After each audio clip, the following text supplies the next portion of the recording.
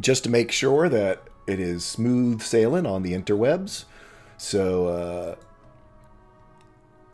the weather report was good when I did a big old Twitch check a little bit earlier.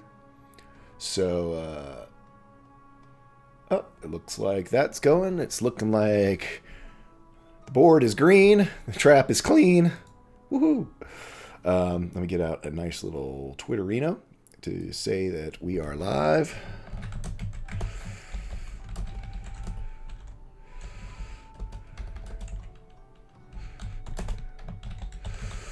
Of the Vice.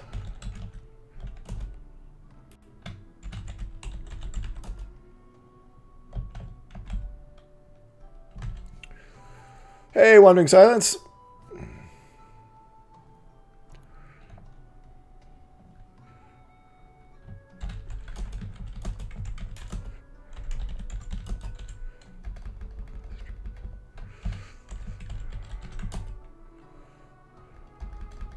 T-E-R-I-E-S, Mysteries.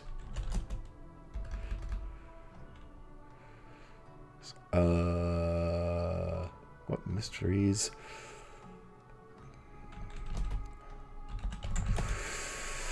Twitch.com/Tallskull.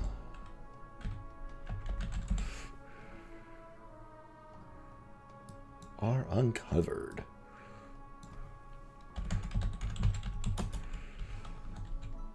Oh, yeah. Nailed it. Hey, Triagon Druid. You're in. Tagarino, some folks. Cloak and Blaster, our buddies at the Cloak and Blaster. Dragons, Danny, Daniel. Good Guy. Bird.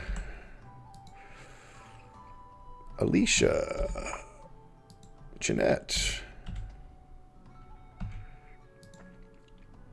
and I think, oh, an American. Breast cancer. Oh, that's already, they're already tagged. So let's tweet that out. Let people know we are going live. So welcome, welcome.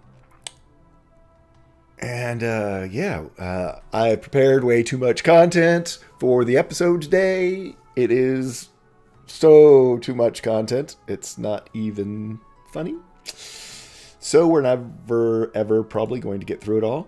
But we're going to have fun trying to.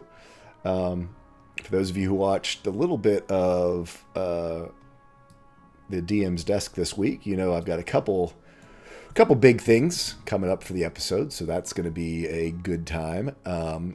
But have other things going on too. So we shall see. I do not know what that media source that I added is. Hey, Wandering! Woohoo! Flex it. I got my new t-shirt on today. I got the Game Master t-shirt. Da-da-da. It's very cool. You probably can't read all those things, but I like it very much. So I got that going on. So it's going to be a good day. New t-shirt. I got hot tea.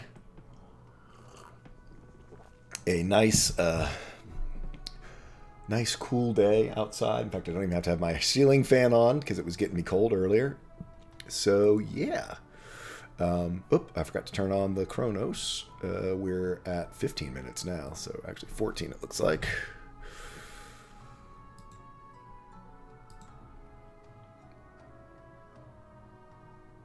There we go. So, give you guys the countdown.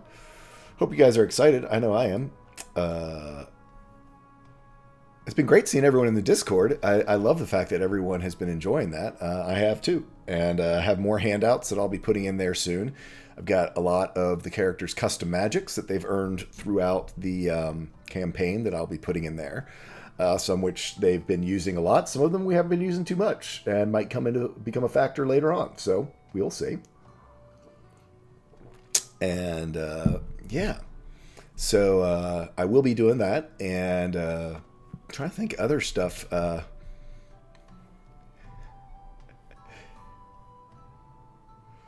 what else we can have in there for you guys to experience. Had a little problem with highlights, was putting some up yesterday. If anyone jumped to go look at them as I was putting them into YouTube, they were offset. It was very odd. So hey, I've got a big host from Love Laugh Lindy. You never know. I mean, Axel's got it, and who knows what other mysteries it might have.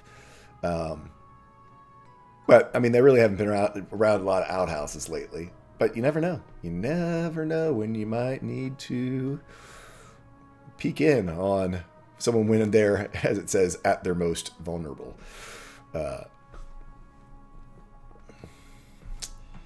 Did I turn off the hosts? No, they're enabled. I didn't see the host pop. Don't know. But yeah, the whole cast is gathered and ready to go. They're having a good old laugh in the green room as we get ready. And yeah, it's just been a couple of crazy D&D weeks for me. It looks like a lot of other people are having a lot of fun out there too. Lots of games going on. I've been seeing updates from lots of people of different stories they're involved with. And I forget who had just said, had a couple of our viewers who have caught up to Verdant Falls, which, as we've said, is kind of when it all got really real for a lot of us. And the episode that directly follows is still one of my favorite openings of any of our episodes. Because we talked about that one a lot. We had about probably 2 hours worth of conversation offline just of how to handle moving forward, because it was such a close personal episode for a lot of us. And still one of my favorite moments is the opening of that next episode. So glad to see that other folks are catching up and enjoying it.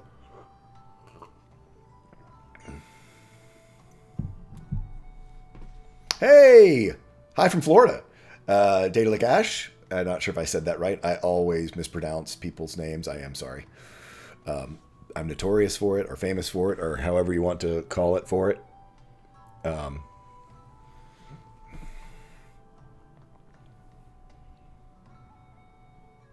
Oh, I know. Catching up is so hard.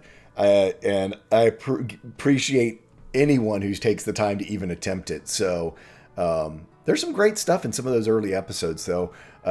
We were all talking about how we were sort of going back and looking at the highlights, and as I was getting things in order of just, hey, it's a Trolls meeting.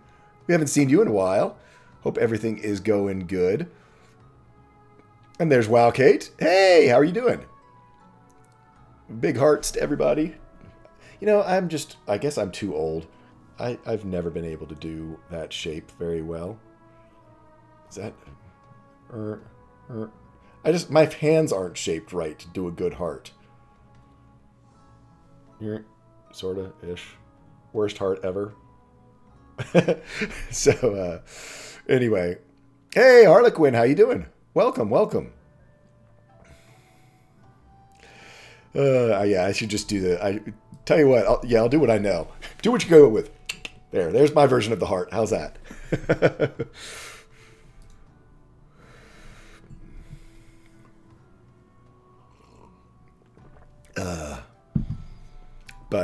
Yeah, no, so lots of fun, interesting, cool there you go, wandering. Yeah, always got my back with the flex.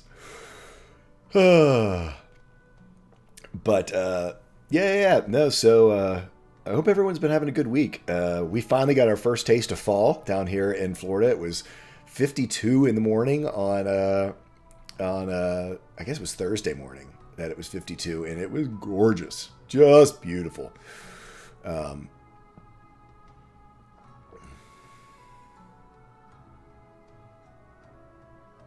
West Earn. We have the Grand Master with us again. Luna's Alicia's dad is hanging out with us today. So we will have a Grandmaster version of Pun of the Week.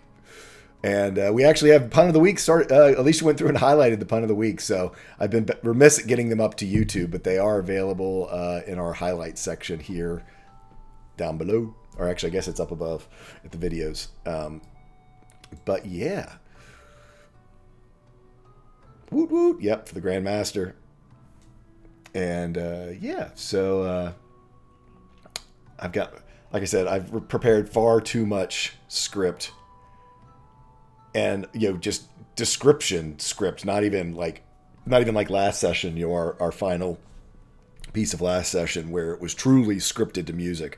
I mean, some of you saw I do have that one scene that has a little bit of scripting to music, but it's not the same. I'll be able to do a lot more freeform. It's not dependent on cues as such.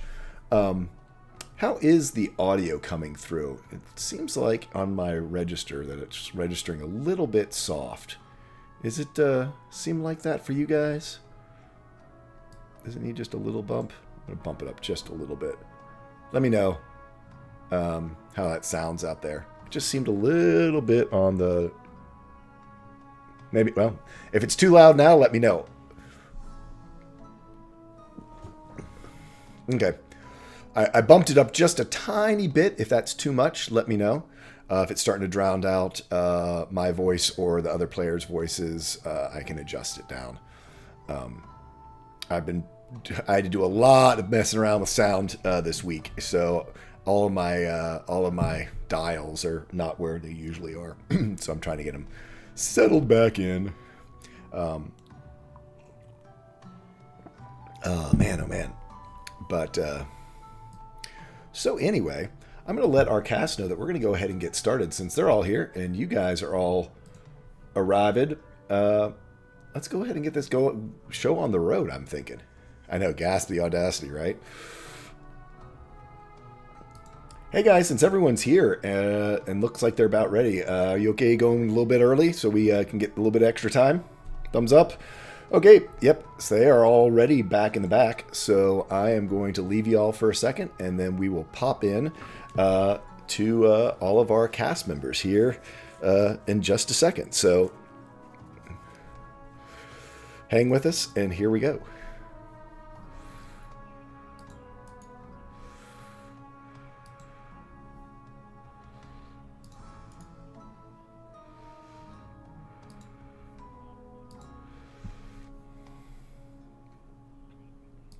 Here we go. Yeah, that's really strange. And there we are. The gang, all here. And golly, did I luck out with only 2 people not in their right spots? Oh, no, 3 people. But let's go ahead and start and meet the cast. Let's start off with Celia. Hi. Tell us a little bit about yourself and who you're playing today. Hi, I am Triagin Jewett. I play Celia Rolorin, the High Elf Rogue.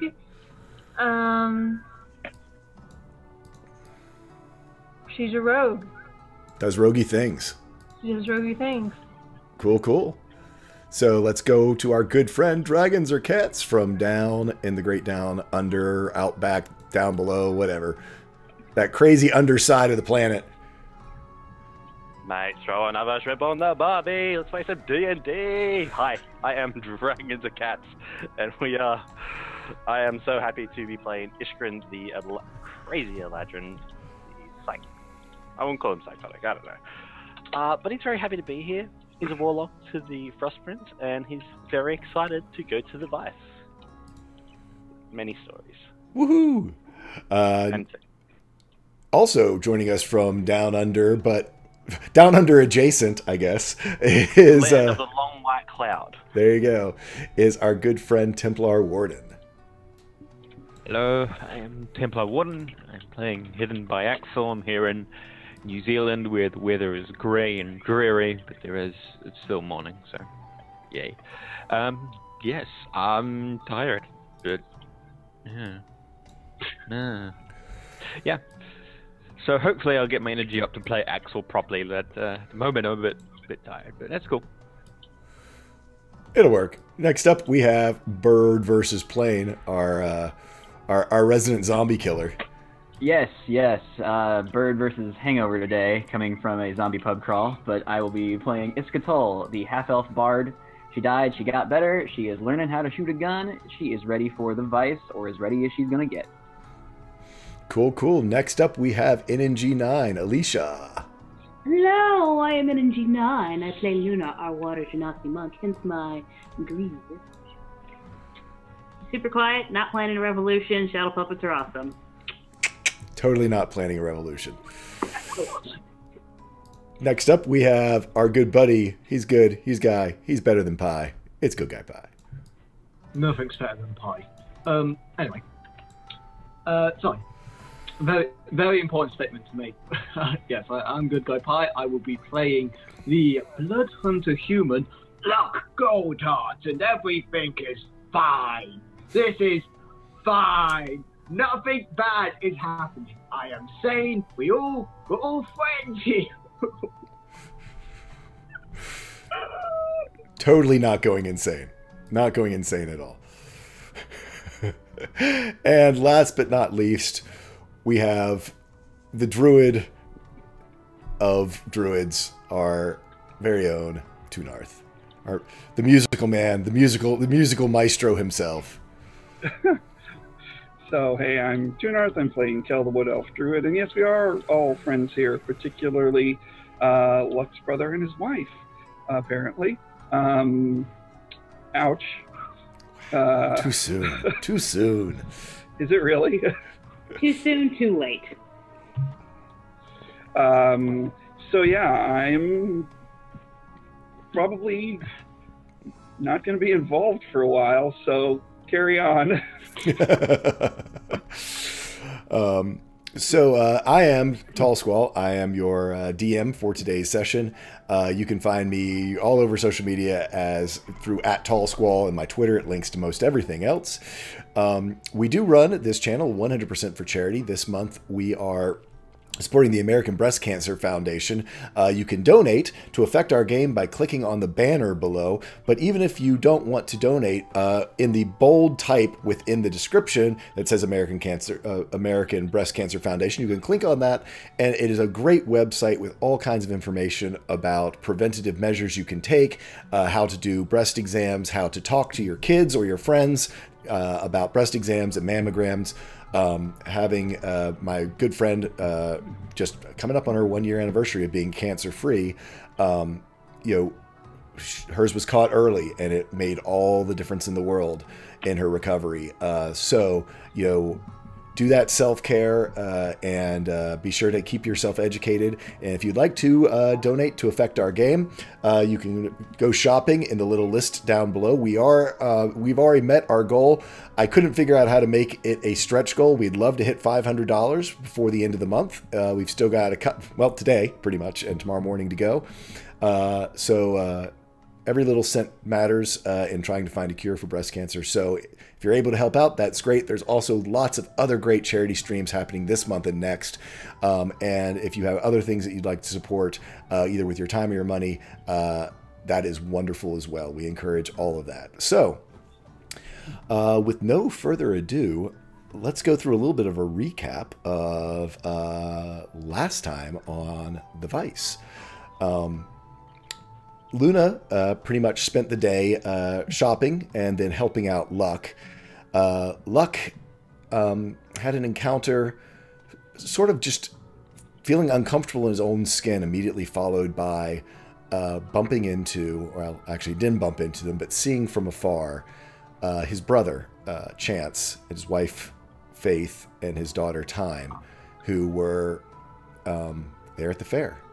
And looks very much like Chance has stepped in to both a husband and father role to Luck's family. He was overcome with rage at first, which then just settled down into this endurance that Luck has, and knowing that his family needs a husband and a father, and that he will just have to endure not being that person as he is exiled from his home. Along with that, he did get some new skills for his Blood Hunter class. Iskrin, speaking of skills, Iskrin unlocked a memory of the Forge of the Spheres, and also realized that all was not as it seemed on the Midway. It seems as though at least a couple of brothers who they'd been dealing with sort of flicker back and forth from being illusion and being real. Hasn't quite put all that back together. Iska had a nice conversation with Sebastian, who's teaching her how to use a gun, and a few more, I'd say clues, not really hints or advice as of yet, about this caravan and how they have been able to traverse back and forth through the Vice for many years, almost since the very beginning. Kel spent his evening reconnecting with his past, and also part of his day sort of submerged in memories of his time with the Sail Sioux. Major amounts of selling was done, and we sort of left off as you were sort of doing liquidation of some of your loot from the Black Dragon Flight Syndicate, and when the jeweled mug that was reminiscent of the mugs of Luck's home came out, he sort of walked off on his own. Shortly after seeing that he had gone, Axel went to go find him, while Celia, Iskrin, and Luna, after being told by the vendor when they were trying to sell off her Eyes of Charming that this isn't the spot to deal with magical items. To vendor magical items, you'll have to see the man behind the curtain, and we're given an emerald key to, and upon drawing back a curtain, realize that there was a hallway where no hallway should be, made of stone, and that is where we are going to pick up. NNG9 donated $30. Wow. 7 inspiration die each, 7 healing die each. Each? 7? Does the math all work? I assume the math all works. Per person is what I meant. So 7 heal. I was like, so a healing die to everyone, an inspiration die to everyone, and what was the third part? I'd rolled the nat 20 or something. Advantage to Kel in honor of my aunt. She was recently diagnosed with breast cancer. Very good. 1 advantage for Kel. Very nice. Well, all of our best to your aunt. Thank you. So it's been a little while since Iska left and headed back to Sebastian, so we're going to start off with Iska.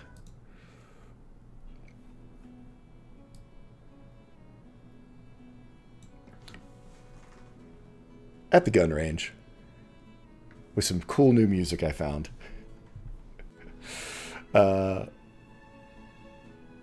With Sebastian. So, Iska, you spend 2 to 3 more hours with Sebastian. And you've gotten pretty consistent with your shooting. It's, again, amazing how he almost seems to anticipate the mistakes that that you make. Corrects things even before you realized that it was something wrong, or that it even was showing up in any of your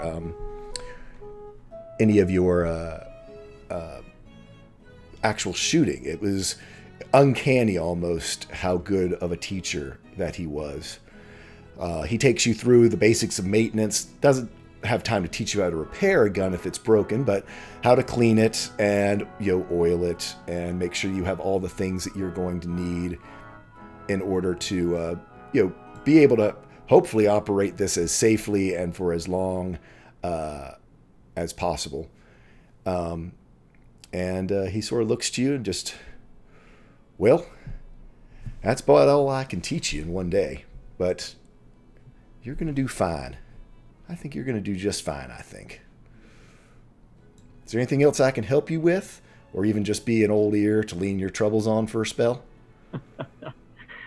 Don't mind doing that either. She laughs for a second and thinks for a moment and just says, "Thank you. I've been through hell the past few months now, and it's just been getting worse. And finally, I feel like I can start taking more control of what goes on. Thank you for being here and helping me." Tunarth donated $40. Nat 20s for everyone, including the DM. No, do not. What are you doing? I mean, all for a good cause. Thank you very much. But what are you doing? Let me be sure to note that down and stick it on. Let me just put that on a sticky note somewhere where I can keep it close by. Every once in a while, the DM needs love too. So send them a postcard. Let me just I'll put that right. Actually, let me put it over here. This is my combat screen where I always run combat. So we'll just put that right over there. Oh my gosh! Wandering Silence donated $70. Random potion for all for a great cause. Love you guys. Nice. Wow. Thank you. So Wow. So there's 550. So we will do. Golly, let me write this down in my notes so I don't forget. We will do that in a little bit. Wow, guys, y'all's generosity is just amazing. And like I say, it all goes to a wonderful and great cause. So thank you, thank you, thank you. I don't think there's a one of us who hasn't had a loved one, family member, or friend who, that's definitely double buy flex. You guys rock. That's just you guys. I was gonna say 100 XP to the chat because y'all are gonna make the DM cry.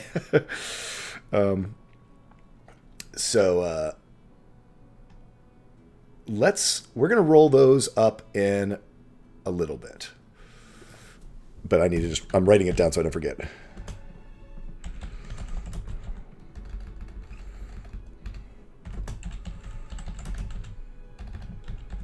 Okay. Wow. Okay.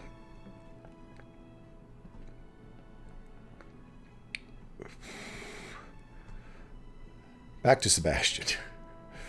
There was a great cheer that came up from the main fairgrounds that you both kind of looked over at, and then he sort of looks back to you, listening again, and well, Iskatul, you certainly have had quite a path both behind you, and I bet you it's laid out in front of you as well. But I think you're going to be just fine.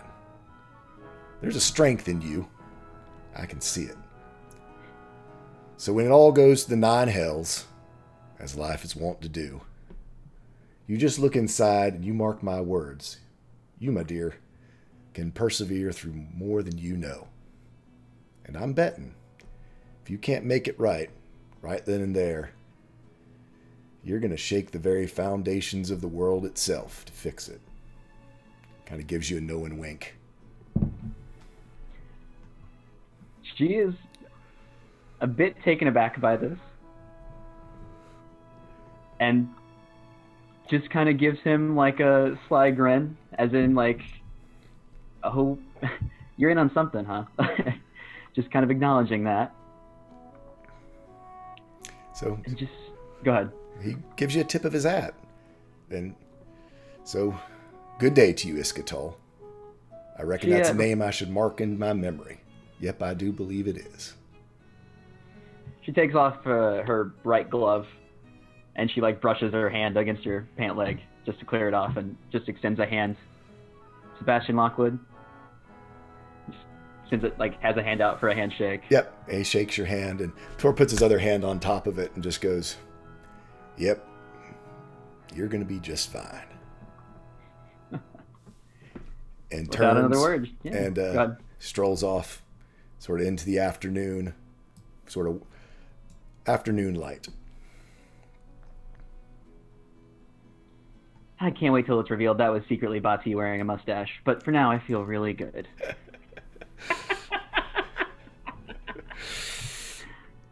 So what are you up to? You're sort of in this backstage area still. Still plenty of light left. I mean, it's probably 3, 4 o'clock in the afternoon.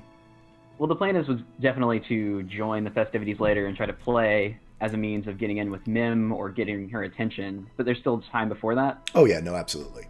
So I want to go catch up with the rest of the group, just to the shops that they were at, kind of like look around for them. Do me an investigation check and let's see who you find.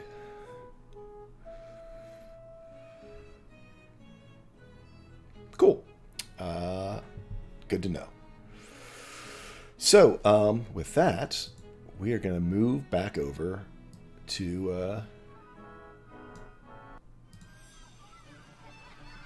our friends at the main caravan, and we see Iskren, Luna, and Cilia sort of pulling back this curtain, and you can look around to the other side, and I mean it's just another stall. There is no hallway there. This is odd. This is definitely odd. This hallway, I mean, it just doesn't exist anywhere else. What you guys want to do is you look down into this space.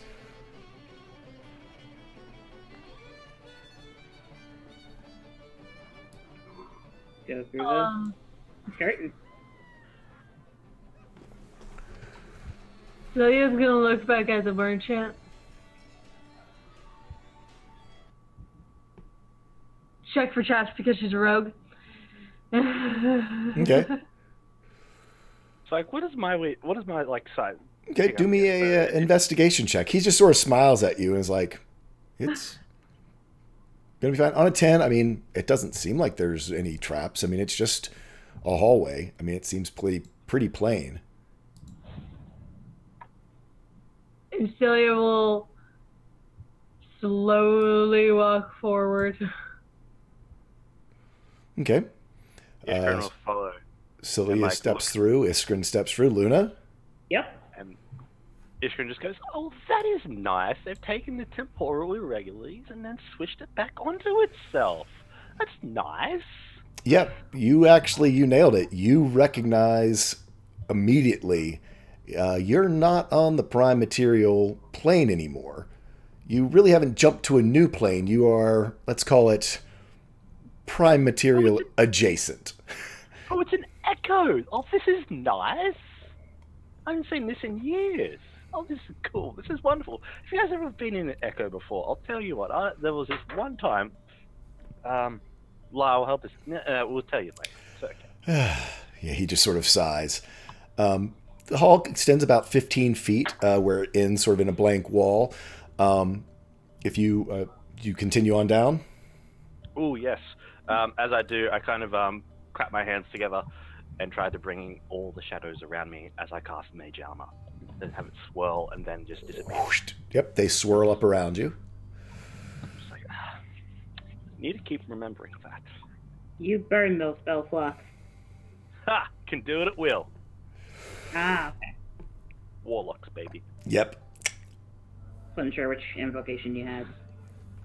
Oh man, I forgot to update the stream title. Darn. Oh no. I did that. I did that on Tuesday. It was Pro horrible. stream. I noticed it whenever my post was approved on Facebook. Yeah. Let me do my up. I don't think it lets you update midway through though. No. To be fair, there are a It is lot what of it is. Vice spoilers in this edition of DM's Desk. Yes, There's there are lot quite of a Vice few. spoilers. Pro streamer. Anyway, so you gather the shadows around you. Do you guys continue on down this hallway? Yep. As you get to the end of it, to your left, you see sort of this densely packed beaded curtain. It's all sorts of just little tiny beads, but unlike a lot of beaded curtains that you can sort of see through, this one is so dense. It's all but a solid, other than the fact, obviously, it'd be easy to separate and to step through.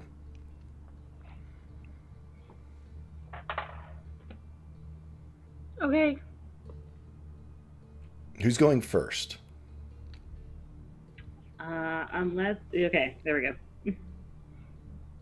Good, I was gonna say. I will. Okay.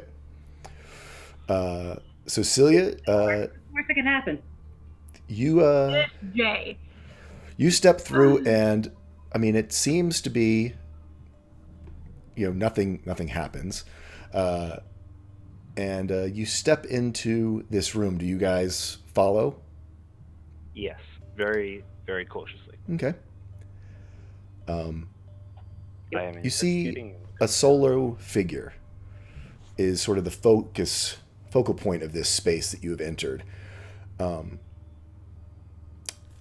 It is a small stone room, probably about 20 feet on a side, with low stone ceiling as well, all just sort of gray, nondescript area. You see this figure. They have a high-collared burgundy jerkin over a deep mustard yellow tunic. From his left shoulder down to his waist runs a brown leather belt inlaid with glowing gold and magical runes that seem to shift across its surface. You try not to stare at his pale-skinned visage, but it's almost impossible. You see, from the top of his head grow 2 emerald green horns veined with gold. It is a tiefling that's standing before you. He strokes sort of a well-trimmed salt and pepper goatee. He's behind nondescript empty countertops in front of this blank rough-hewn stone wall. To either side of you, there are matching empty countertops and unadorned walls. The tiefling assesses you, warily but confidently, trying to ascertain your intentions now that you've arrived here. Greetings, friends. How may I assist you? Celia walks over to the counter and she just lays the Eyes of Charming down. She says, I want to sell this. Ah. And he picks them up. Interesting. Yes. These were quite a fun item back among the gentry in the courts of magic before the fall. These seem to be in good condition. Yes, I can offer you 1,000 gold for them. That's out of character. Saying this out of character. It's a whole lot more than I was out of them. That's expensive. Seriously, just because I'm Celia and I'm a rogue, I'm going to insight check him. But I know out of character. He seems to be making a very generous offer. Yeah. I will take that.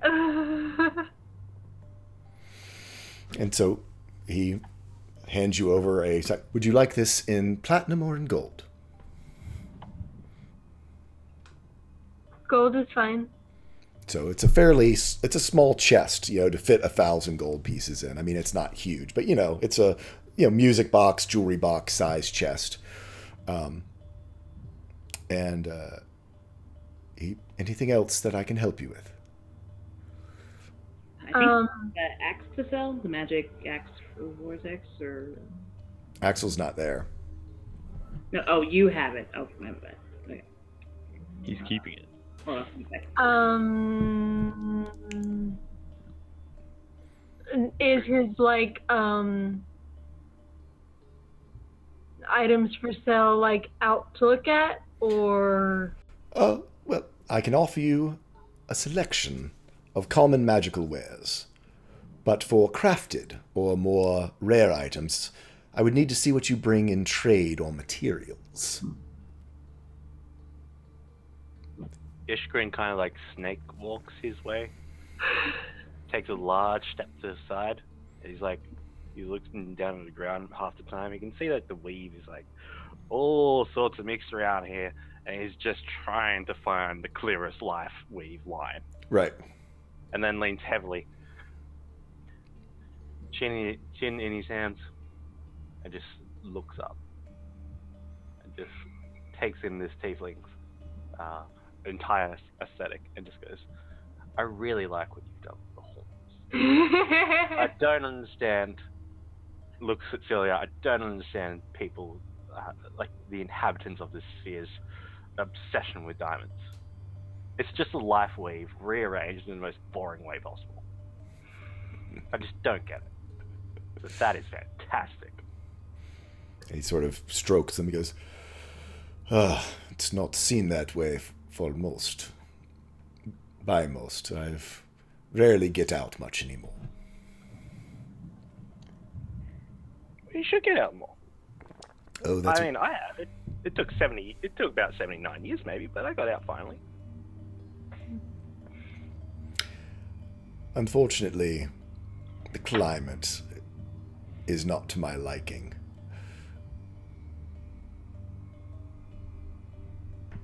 Is that why we're in an echo? Is that why we're no longer in the prime material? Where are we? Did you create this sphere? This sort of little demi? Tests echo. That is a clever description, but yes, it is a way to protect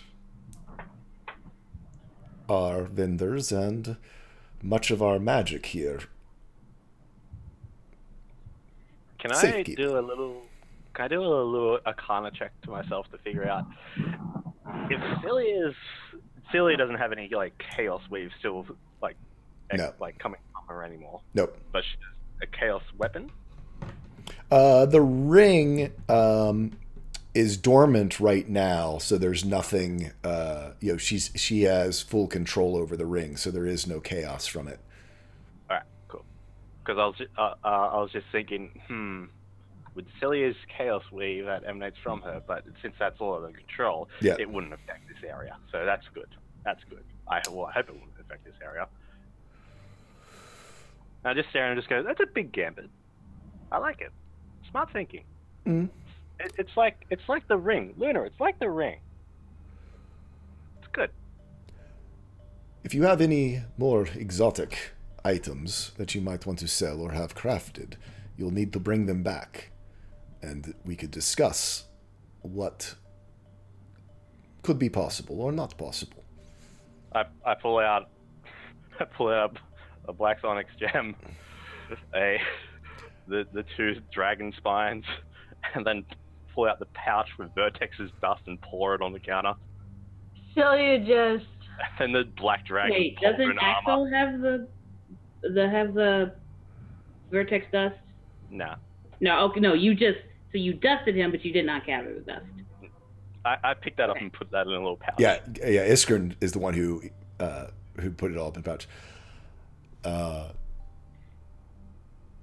I'm sure you could find a lovely urn for those up in the main caravan, as he points to the dust.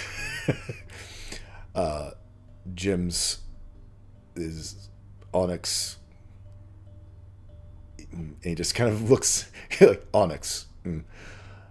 Ah. Now this could be interesting. Do you have more like it, as he looks at the two spikes? Do we have more like that? I lost one. Gabriel. Do you know a Gabriel? Luck has also the rest of all of your dragon pieces. Cave dragon pieces. A friend of ours has some more. Does he? Yeah. Well, if indeed you believe that you have something that might be of interest to our crafters, or items that are inherently magical that needed crafting, be sure to bring them back. Come with your whole party, or all that who might be interested in enlisting our crafters, and we'll see what we might or might not be able to do for you. Do you have a bell? A bell? A bell. Can you be more specific? You know, the thing that goes ding, ding, ding, ding, ding. I need it for. I think I need it for my cat. I'm sure one of the general goods carts up above could give you a hand. A hat. I deal only in the magical items in this area. Ooh, can I see? See what? I want to see how strong your weaves are. Your weave items. Come on, show me. Where are they? Oh, they're displayed in front of me, of course. Everything's just so screwed up in my sight. Bring back something a bit more interesting. Unless you know what you're looking for. Do you have any staff, indicating the staff on her back, that have an elemental component? That would be from one of our custom crafters, but as I said before, there is a bit of a level of entry in order to have access to our crafters. I could certainly take an order, and perhaps if they're interested, they could get back to you in several weeks to see if they could produce you something, maybe get it to you in 6 months. Unless you have something to gain a higher level of access. Do you have a pendant that could help with vitality and wounds? Or a ring? Probably a path of wound closure. No. Of course. As though it was laying on the counter the whole time. They are quite high in life. They are quite expensive, but I do have one available.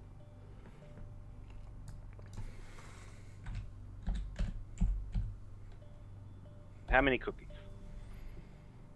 I'm sorry. Currency. How many currencies? Gold. That will be 7,500 gold pieces.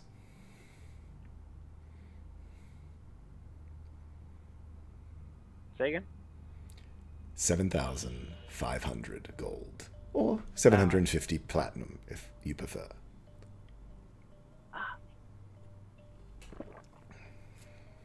That's a hefty, fair amount. Silly, is that a fair amount? He's been nothing but a straight shooter with you so far. I mean, you know, magic, especially since the fall, has become far more rare and expensive. I mean, let's face it, the Eyes of Charming got a fairly hefty premium for that exact reason. Celia leans over and says, yeah.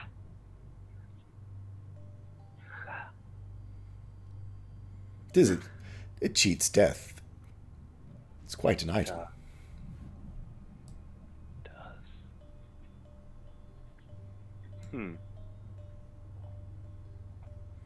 If you have no further business immediately, I would suggest you come back with your friend to see if you have something that might allow you a little better access to maybe see what else is available from our custom crafters. Luna will nod and start directing them out. Bye. Wait, what was your name? Very nice to meet you. I'm Pilgrim Ulzamar. I teleport over to him and give him a hug. He just sort of stands there. I put my arms out like this, and I'm just like... Hey, look, you've remembered about consent. And he's like, oh, for heaven's sakes. And Sora just, yes. And he lets you hug him. Keep up the good work. It's beautiful. It takes all kinds in this world, it does. And sends you on your way. Goodbye, Infernal. He just sort of gives a smile and a bit of a nod as you walk off. And with that, we are going to move off to Luck and see what he is up to. So Luck, did I lose him? No, I didn't. For some reason, I've lost my gnome celebration music. I'm very sad. sometimes the tracks just go away. So we will go to town music. We'll use the town music.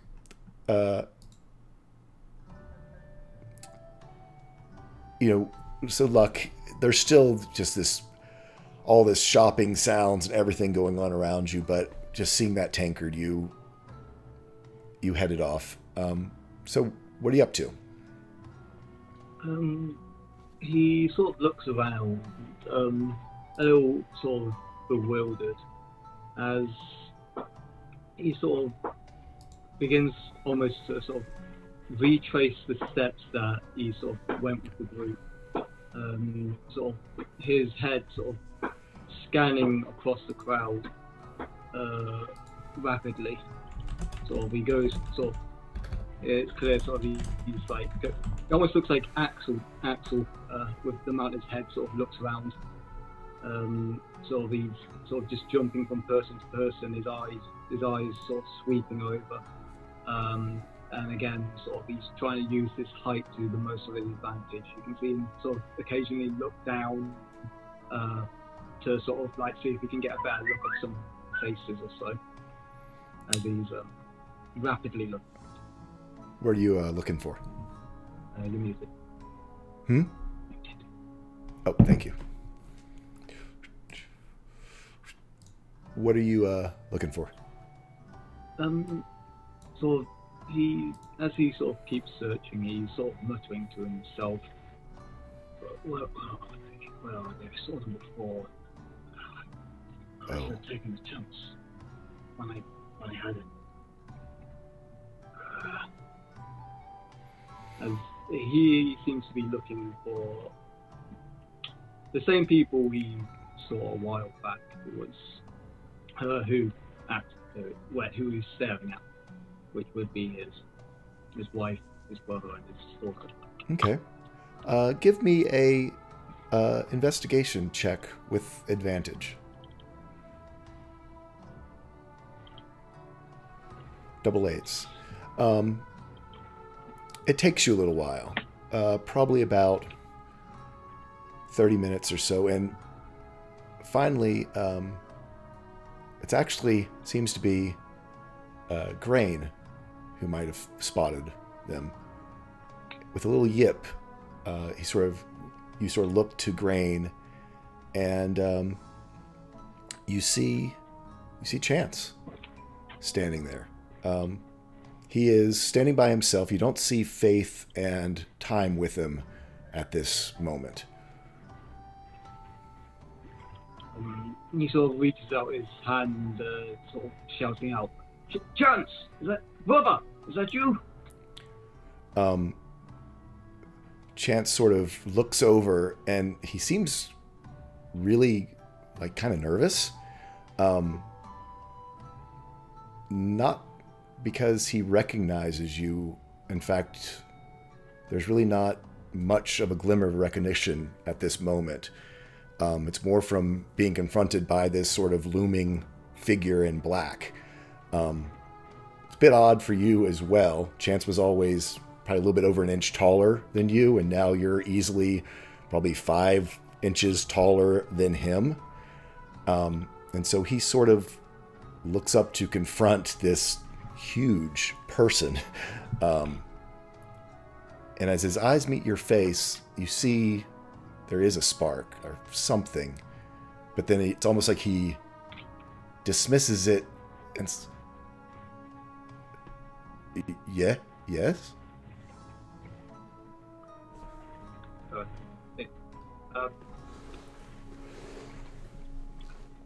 It's me, your brother. Luck? Yes. It's what's happened to you? Why are you so different? A lot has happened since I left.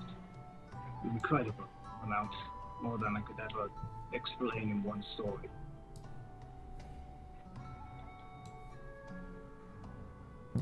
Why are you here? Why are you here? It's... because my journey took me here. You're not going through the vice, are you? That seems to be where the path is leading me. But that's... Even for you, even as our protector, that... You can't do that alone. That's suicide. I'm not doing it. I have reliable combats, friends.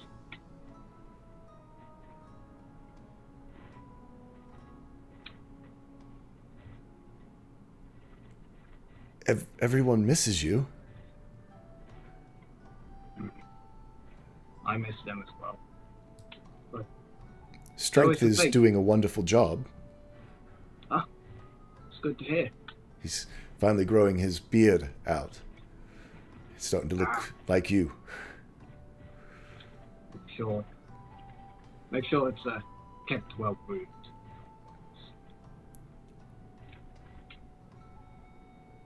Yeah. It looks so important. Respectable, yes.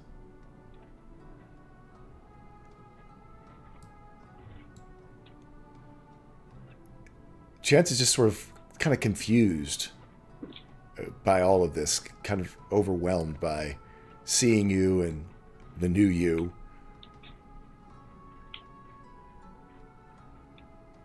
Is there anything else? Yes, I wanted to show you one of my friends I've made. Where is he? So. You don't see him right now. I guess he's... I guess something caught his eye. You know, it's interesting. After that, the light... All of a sudden, there's like a big smile and a light that comes to Chance's eyes. And he goes, oh, right. Oh, wow. Did you ever get me? You're one of the performers. Man, that's good. I'm sorry, I don't have any money. We spent it all on my niece, you see. Oh, and just a word of advice. Whatever you use to pull that image out of my head, yeah, I always looked up to Luck, but not physically. You see, he's a much bigger man than me.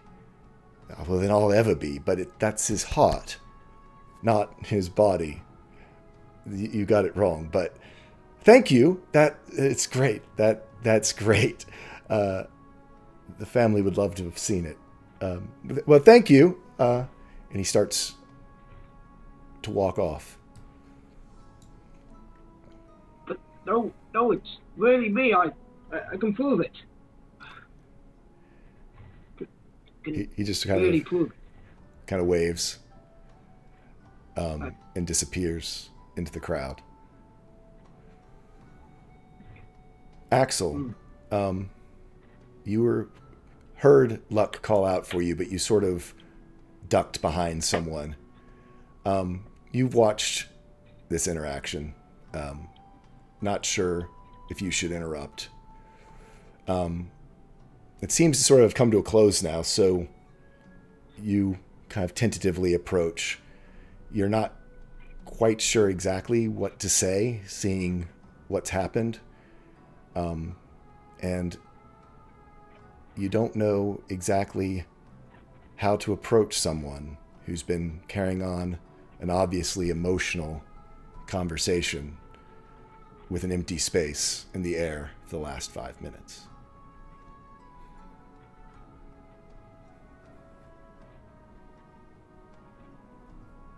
You're muted. I thought I just unmuted myself. Okay. Are you all right? You've been talking to nothing. What do you mean? I've been talking to my brother. He was just over there. Did you see him? Wait, is this the brother you told the story about where you fell off a tree? An yes. elder brother you were? Yes. No. Wouldn't he be back at home? I mean, it's a long way to where did you live? I can't remember. Elevation pit. Elevation pit. I mean, would he be here, like next to the bison?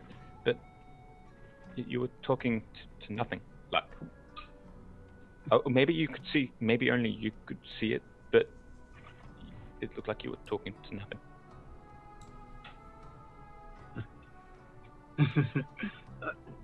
Maybe.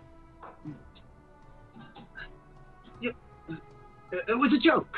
I was kidding, Axel. I saw one of those actors doing sort of talking to the air himself. You know, what do they call it? There was that improvisation thing they did.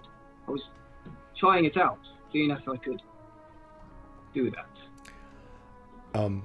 Iska, you actually you heard Luck yell out for Axel, and so you did catch the very last bit of this as well, and you were a little bit further away, but you sort of come over as well as Axel. You hear his conversation about Luck talking to the air, and you saw a bit of it as well.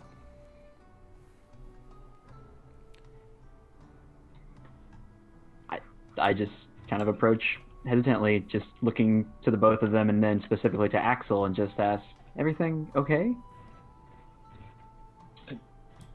No, I don't think so. Like, this is the second time you've talked to nothing. Are you all right? What you saw your brother? Ignore that. Didn't see anything lately. Like we're worried about you. If you want to talk to us, I mean, we might not understand, but I'm good at listening and making sure I understand things. And Iska knows so much, and she's good with people, so you can talk to us. We want to help. It's fine. I'm clearly tired. I guess I'm not over the events that's happened. I'm going back to the wagon. I'll see you there. About this time, Luna, Iskrin, and Cilia arrive. They did not see the conversation, but they sort of arrive and with tales of the man behind the curtain.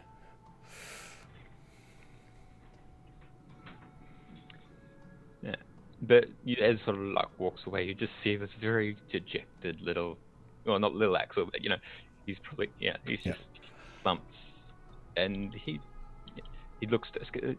Did I say something wrong? No, we should keep an eye on him. Iskra, Cilia, and Luna, you see Luck walking off, knowing that you kind of want him to be. I mean, he's got what you're looking for. Do y'all stop him? Do you pull him back in? Yep, I do.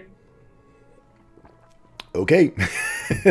Luck, Luna comes up to you. Look, I told you I'm fine. I'm sorry. Didn't. Looks a little Larry at you. We require you and everyone else for further shopping. Oh. Okay, I was just gonna head back to the... No, trust me, you'll want to see this. Have you ever been to an Echo before? It's wonderful. Did you teleport over?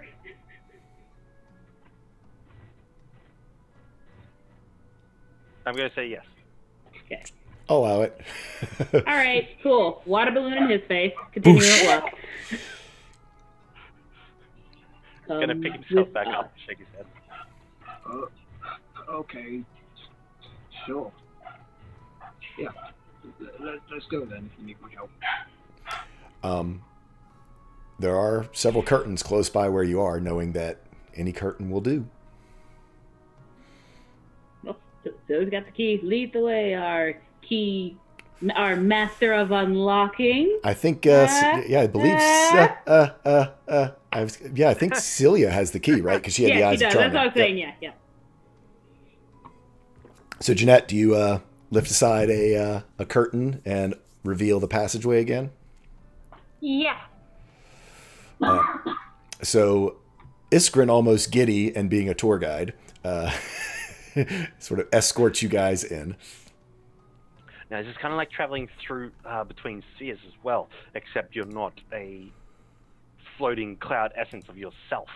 We're actually like walking between it, so it's cool. Come on. Wait. Is that? Axel's going to pause just like, and he's going to look at it and figure out. Can't you figure out if it's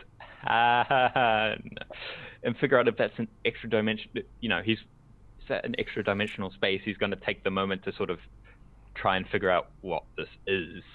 Okay, yeah, do me an Arcana check. You've not traveled to even the ethereal plane before, so this is new. Iskrin gives you the download, though, as soon as he sees you pause, about it being prime material adjacent, I assume. Okay. It's kind of like real estate. It's not prime material, it's prime material adjacent. Okay, because I was worried about the bag, but it being the bag going in another, temporal hole, yes. But this is like a half plane, like a semi plane, something like that. Yeah. Okay. Yeah, it's like a bubble with another bubble on top of that. Yeah. And it's just as long as we don't blow up. Like on you, like what you had. Wait, so I'm a bubble with a bubble attached now? I thought it was just a bubble attached. Well, no, you were like a pit, and then you had this. I thought it was Cal that was the. Yeah, Luna so has as we go inside. You're like the little one of magic as we walk. Luna has the equivalent of like water ear stoppers in. So Iska, this is new for you. This hallway isn't there, and now it is there, and you're walking through this space now.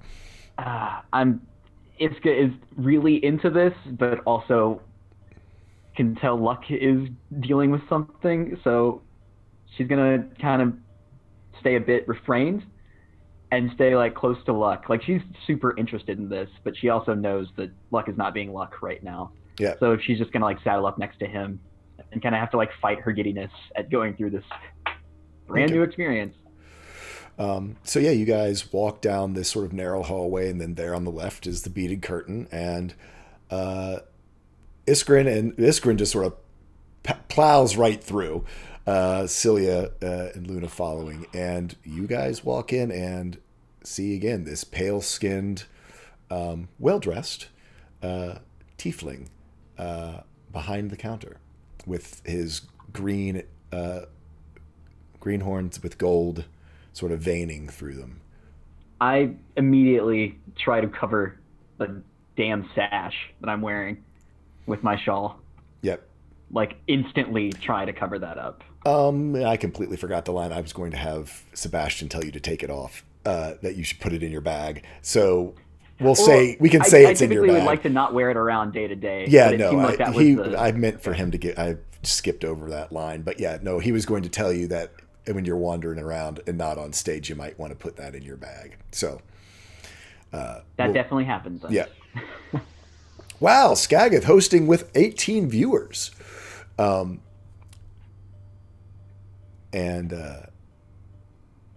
you guys come in and you see this tiefling.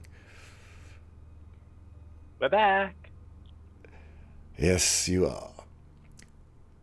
So, how may I help you? More items to liquidate? I go back over to the counter where I left all my stuff. It's still there. And I pick up the spines and say, we found some more of these. Our good friend, buddy here, Luck has them. So, Luck, you got... Yeah, Luck, you've just entered the room. This tiefling looking across the counter at you. Iskrin has gone to recover all of his items that he left behind from before. But yeah, this is your first time in a non-material plane space. And also, while a lot of people confronted you as a tiefling, this is pretty much, other than the brief glimpse of one back at Verdant Falls, you face-to-face with a tiefling. He's about your height. And then, like, as I said, with a sort of very ornately kept gold and green veined horns. Green and gold veined horns, sorry.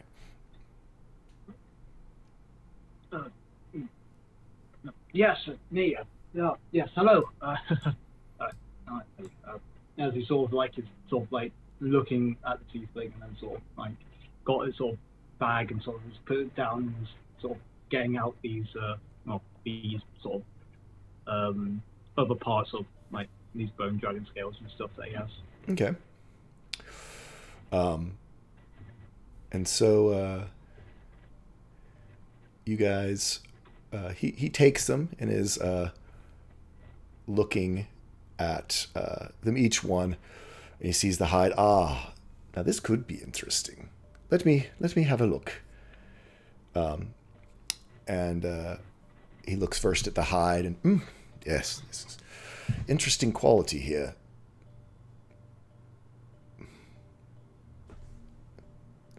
And then he looks over at, I forget all the things that you had. You had the spikes, and then you also had the frills, did you? Or what were the pieces and parts you had? I can tell you right now. We have craftable pounds of bone dragon scale, 10. Yep. We had we have 2 pounds worth of shield size bone dragon scales. Okay. Yep. So he looks at those as well, and yes.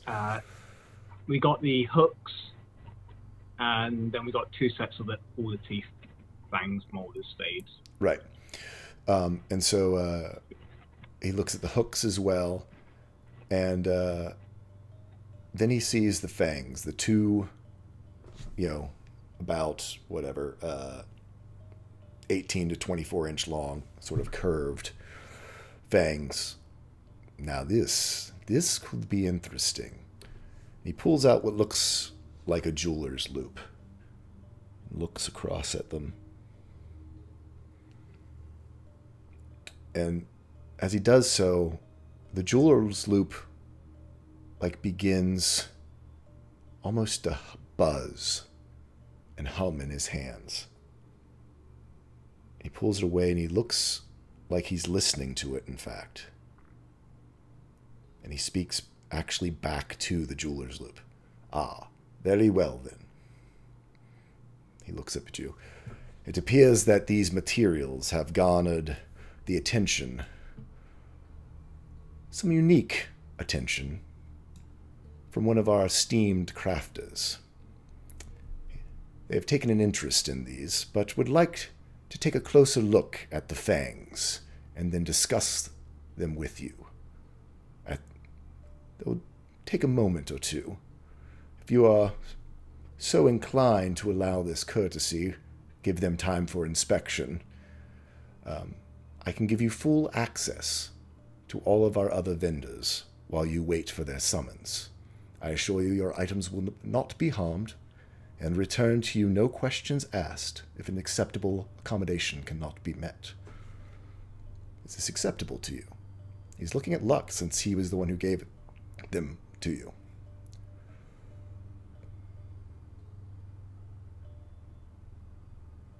You're muted.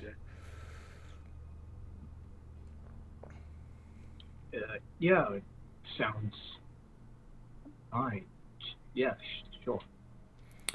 And so, in the meantime, hand you a red ruby key. This will give you access when you are summoned. In the meantime, it is my pleasure to welcome you to Mim's Twilight Bazaar. All the walls disappear from around you. The ceiling flies off into a twilight sky above you.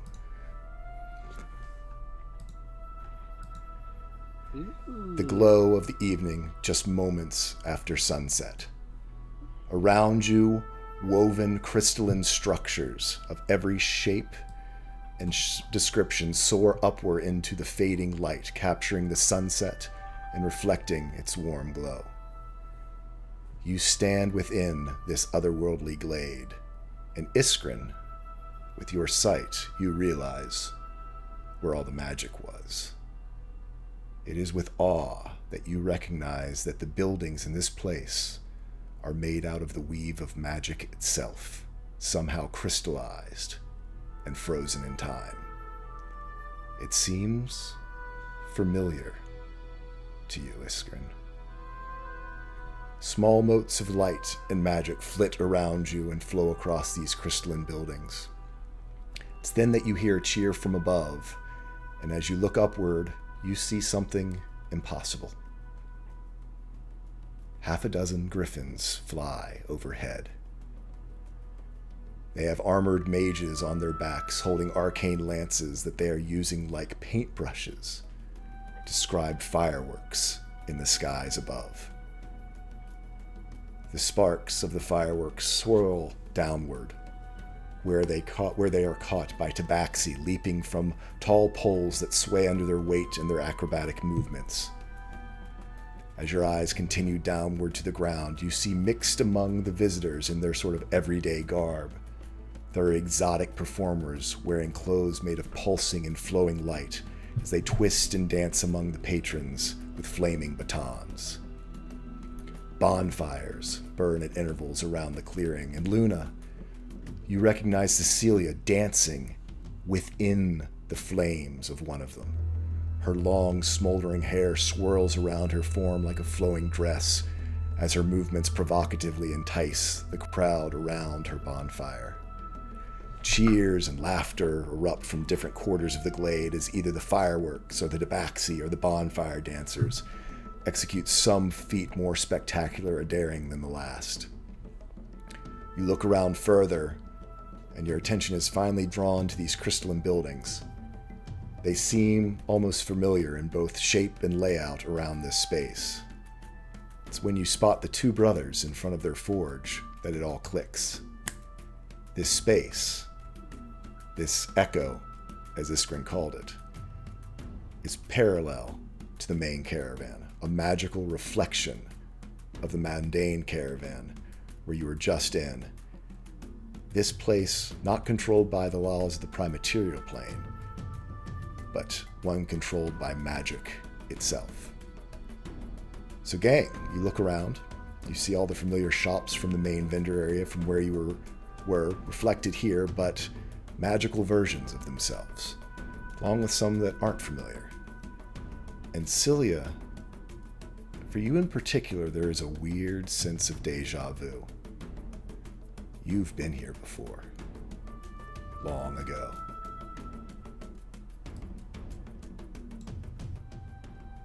Mim's Twilight Bazaar is at your disposal, guys. What do you want to do? Feel at home.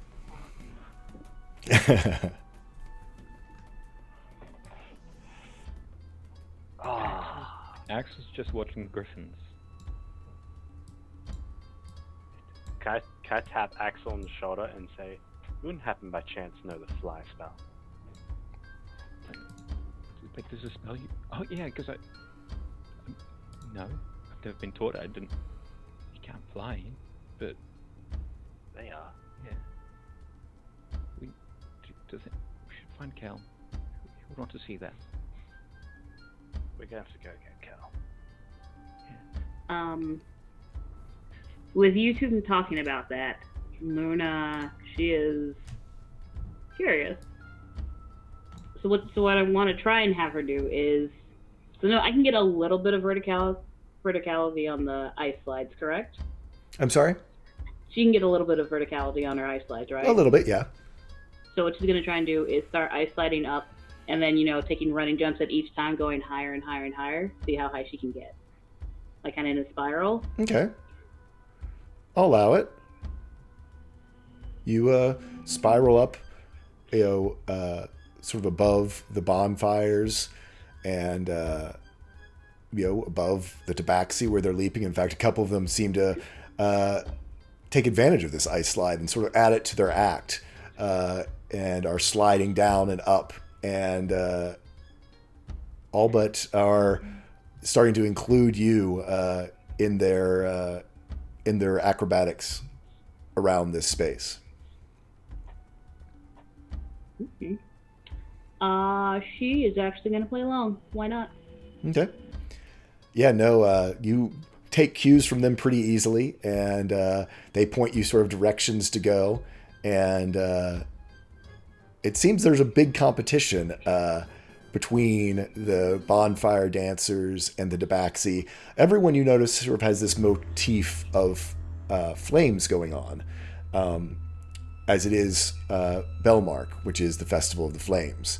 It seems as though this might be a special performance that's happening within the Twilight Bazaar this evening.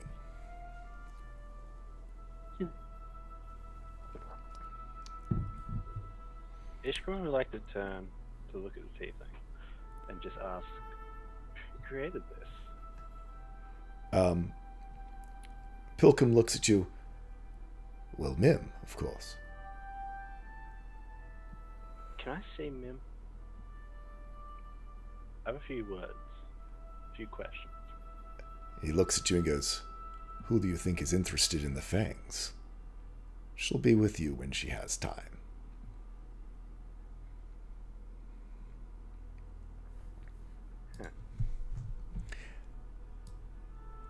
Thank you. Thank you. Celia, would you please be able to... I don't trust myself. Here you go. And I unload all my pouches of coins to her. I'll be right back. And he just teleports up and up and up and up and up. And basically just free falls for a while. Yeah. So he teleports your blue glitter mixes with the fireworks. And again, it seems as though the Griffin Riders are now painting, like as where you leave bursts of blue glitter, they then paint fireworks around them in the night sky. Once I get as high as I can possibly see in the wave, I just arms out and just let the wind catch my cloak and just fall. Yeah, no, it's this sunset seems to be frozen in the sky, this oranges and purples and the stars above. It's amazing. I even unhook Lyle and pull him out and use him as a bit of a counterweight stabilizer. Okay. What are the rest of you guys doing? Luck, Iska, Axel.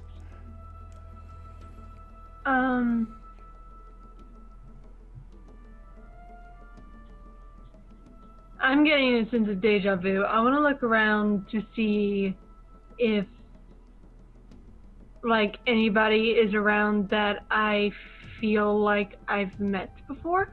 Do me a history check. History.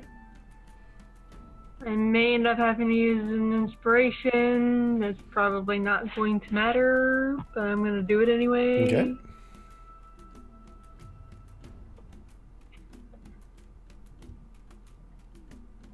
Ooh, an 11. This sense of deja vu comes into focus. You're watching one of the bonfire dancers. In fact, the one that Luna sort of pointed out a little bit. Thanks for the follow, GM Bambuski. And you see, you haven't met him before, but Isaac, the Earth Genasi, steps into the flame and is now dancing with her, just a sort of beautiful, sort of seductive adagio dance within the flames itself. It's almost like a tango, it seems like. His stone skin sort of starting to glow almost red hot. Her sort of orange, golden fire genasi. And when you see the Earth Genasi is when it lands on you like a shock. You were here with your sister when you were children.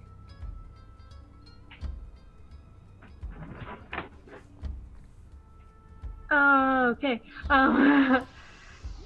Celia's face just kind of, when that realization hits her, just goes neutral. And she just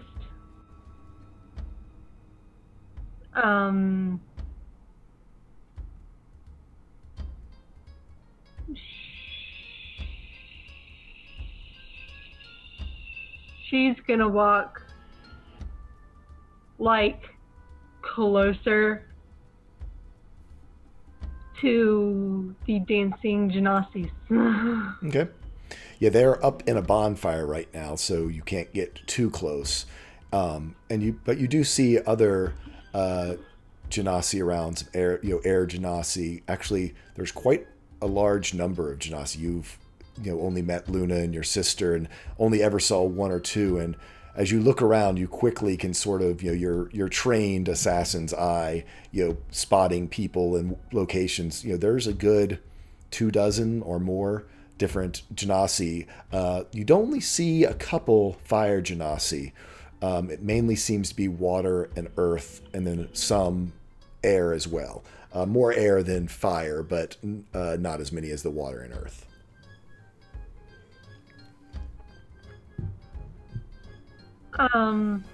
This is gonna be a long shot. Is any of the Earth Genasi Terra? They are not. None of them are Terra. Yeah. Worth asking, but yeah, no. None of them Worth asking. Yeah, none of them are Terra. It's never that simple. Yeah. Never that simple.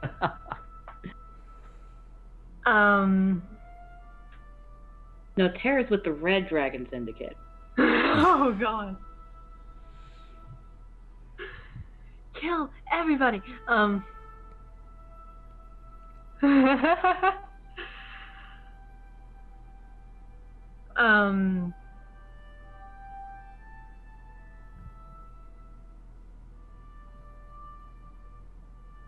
going to randomly walk over to one of the Earth Genasi. Okay. And just give him a hug. It is a girl, and it's a female. She has looks like ruby quartz hair that is sort of short, cropped, filed, however you would style ruby quartz hair. She's quite pretty, and is a little bit taken aback at first, but she's a performer, and so she realizes there's more to this, and so just hugs you back in a long embrace. Meeting people who've lost Genasi in their life before is probably not a new experience for the children of Mim. Let's move on to Iska. Iska, what are you up to? I think she's just taken aback because this is seeing Flight for the first time. Yep. One of the first songs she knew was the Netherwing Sky song that talks about that flight is basically impossible. Yep. So yeah, she stares at this for a while. I think the thing that breaks her majestic take of all this is seeing Isgrin's glowy ass up there. Yeah. And finally it's oh yeah. And finally she can actually smile and enjoy all this, and remembers that Sebastian told her a way to get in with Mim potentially was to use her bardic skills that she was known for. So she looks around to see where music would be coming from, or if there's performers out. There are multiple performers. There is you can see them sort of wandering. There doesn't seem to be almost enough performers to go around for the number of little sort of mini shows that are happening. You do see that Cecilia and Isaac's bonfire seems to not be have a musician to go with their dance, and Well, hey. we'll yeah, do me a performance check. I'll give you advantage on this one, as you are certainly inspired by this whole new world Yeah. around you. Let's see what happens. I'm gonna use an inspiration, Okay. which is a D12, correct? Yep. Woo. Hey. Yeah, with a Here's 22. my stage, baby. Yeah. With a 22, you are able to not only, you see immediately as you start striking these notes, Isaac, because he watched your performance last night, looks down and kind of gives you a smile. And you can see they turn up their performance. You picked up on the beat and the rhythm of this tango that they were doing, this sort of seductive tango. And you find that they are all but dancing across the leaping flames themselves, using them as dance floors, doing spins up into the air, huge lifts. And your eye, because you've been watching Iskrin, you were actually even able to tie in his bursts of glitter bombing across the sky. And slowly, some of the multiple performances start to weave together, sort of connected by your song. As always with this, the crowd does begin to gather. So, Luck, you've been having a rough couple days. Where are you in this space, mentally, physically? Everywhere. He's sort of standing there, almost dumbstruck at this imagery. Like, first his sort of brain was scattered beforehand, and then it sort of almost all sort of thinking and thought process just ceases, as he's just sort of almost takes a step back, and it's just his eyes are just sort of scanning this entire area, and he sort of is almost sort of nonchalantly sort of like he's not doing it purposely. He's just sort of wondering about and just looking over all these things, looking up and seeing these griffins. Any thinking in his mind is now sort of gone, and he's just sort of amazed. It's sort of in his eyes. Yeah. As you wander around, you bump into now what is you would recognize, because you were there, you were looking at it earlier, the magical version of the sarsaparilla cart, that literally has, as though trees are growing out of the top of it, that they're tapping sarsaparilla from these sort of magical trees themselves, blending them into this frosty, somewhat alcoholic beverage. No one asks for money. They just sort of, as you walk by, sort of hand one to you. As someone sort of slams it into your chest, a couple other older patrons, sort of grizzled adventurers, give a cheer and huzzah and raise their glasses as you go by. Grain gives a little yip and, excitedly is wagging his tail at this welcome by the sarsaparilla gang. He's like, oh, why, this looks like some interesting drink. It'll do you good. Certainly make the show even more exciting. Show? All of this, it's Fire Festival, Bellmark, the beginning of spring, new beginnings, Ah, yes. It is quite something. Can I join you for a drink, I guess? You've got one in your hand. Come on. Huh? What brings you to Mims? Just passing by, and coincidentally, our direction was the same direction that Minsk was on. Oh, wow, opposite. So, Headed to the Vice. That's an adventure for sure. You can handle it, though. He sort of gives you a big slug on the side of your, big ass arm. I sure hope I can. Lots to think about that place. It's a scary place, but it's all about preparation, being smart. You'll get it. Well, I sure hope I do. Certainly, there's plenty of things to get here that will help you along your way. That's for sure. I think that's what my friends are doing now, is sort of having a look around, trying to figure out what to do. I've never been good with figuring out how to. I'm not thinking man. I'm doing man sort of thing. No. Sometimes it's best that way. Men of action. Let the others do the thinking.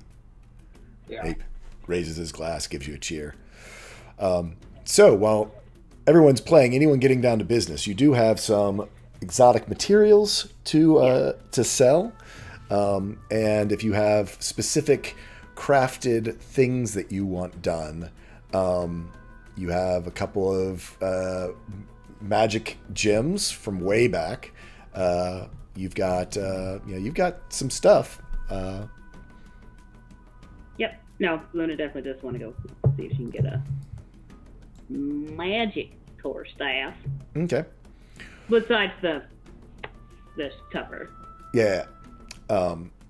So after you spend your time in the sky and part with your new tabaxi friends, you head your way down and you ask the brothers who are doing metal work, and they point you over to a wooden weapon crafter. And it's interesting. You see different, all sorts of different woods. You see warp wood, like your sword, represented in a couple different, I'll call it flavors here, different colorations.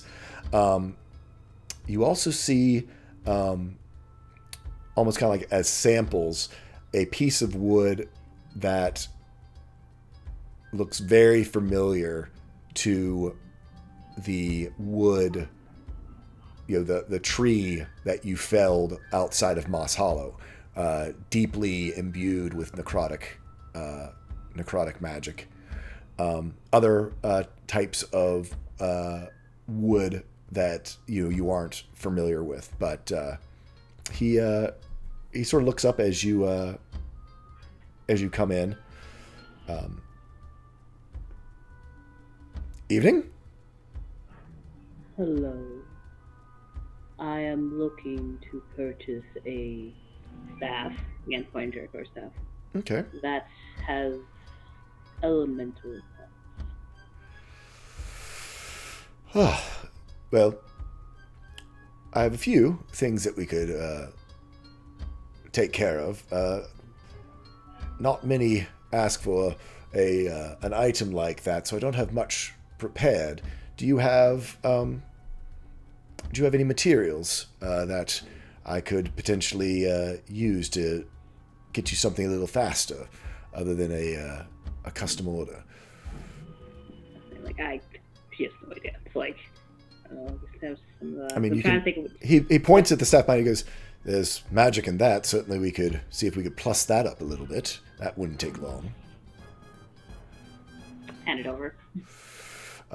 He looks at it and goes, "Yep, very simple enchantment on this, but useful, certainly.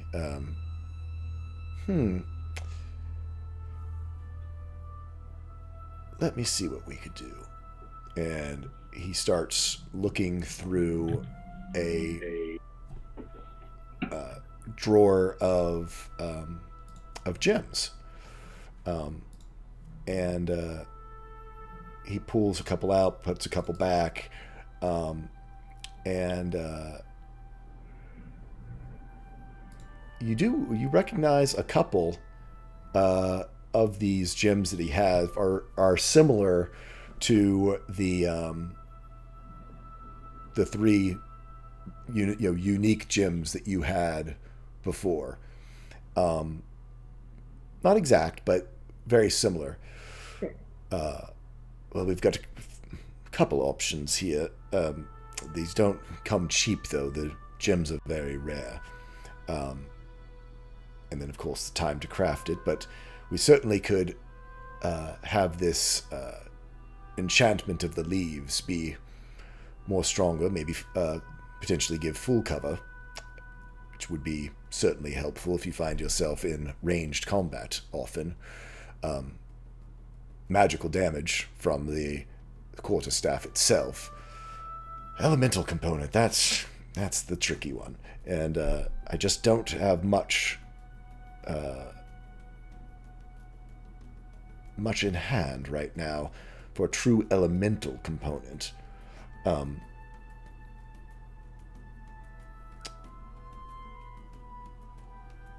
He does finally pull up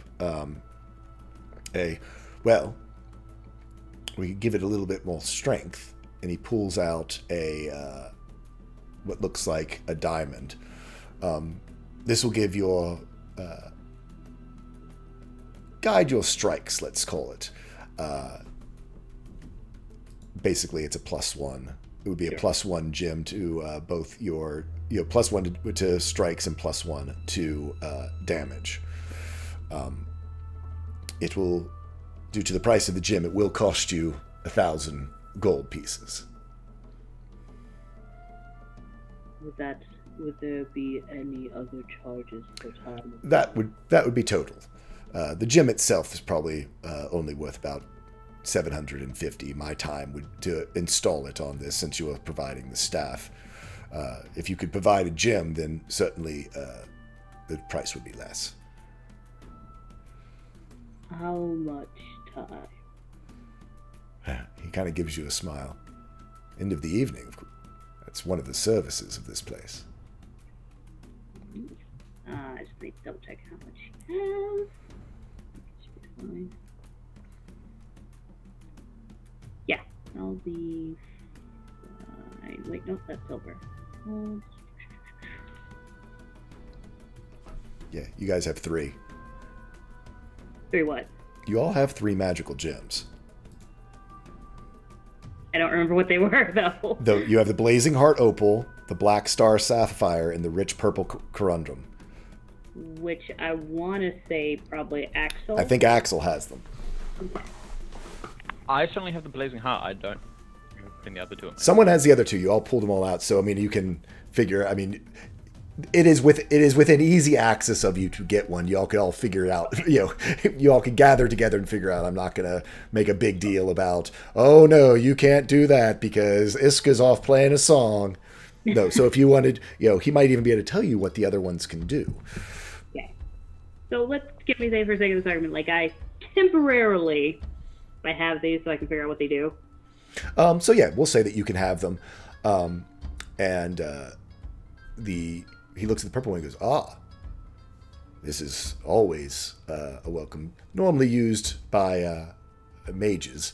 As he looks at the purple one, it is adds force damage to any weapon or force resistance to armor that it might be installed in.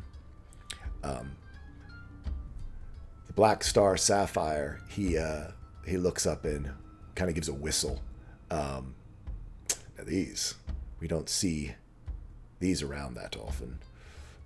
In fact, this might be your choice. He kind of looks in his head. It harnesses the north wind. It does additional frost, cold damage, and certainly installed on this would probably increase the radius of the effect for cover. And then he looks at the Blazing Heart Opal and goes, and then he looks a little closer at it.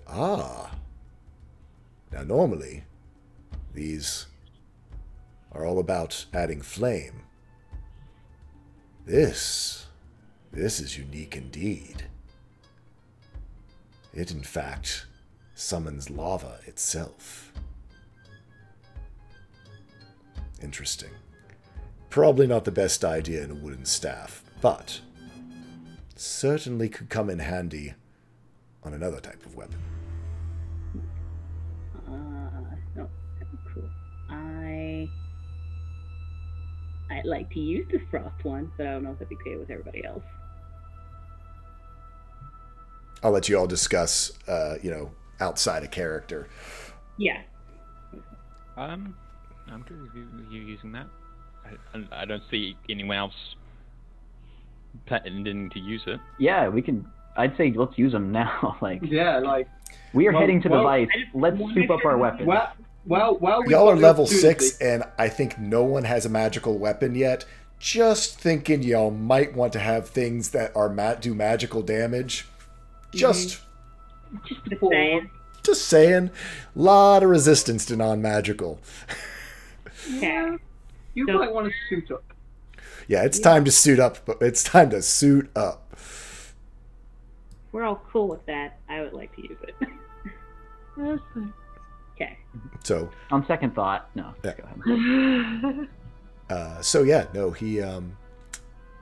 He says absolutely only 250 gold for his time and materials, and goes about installing the Black Star Sapphire into the quarterstaff of Autumn Leaves.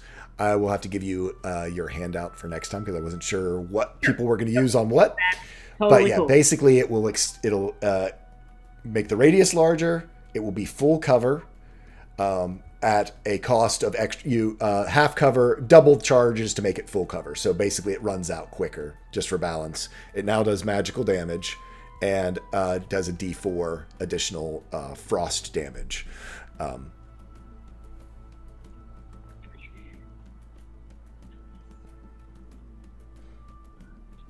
Yeah, no, that's what she will, Yep. nod. And I forgot to ask, what is your name? Oh, damn it. I've got it written down. Stand by. Nice to meet you, damn it. Yes. His name is Dammit. Damn it. She would say that with a straight face. Oh, I know she totally would. Give me a second. I have it. Damn it, I forgot my name.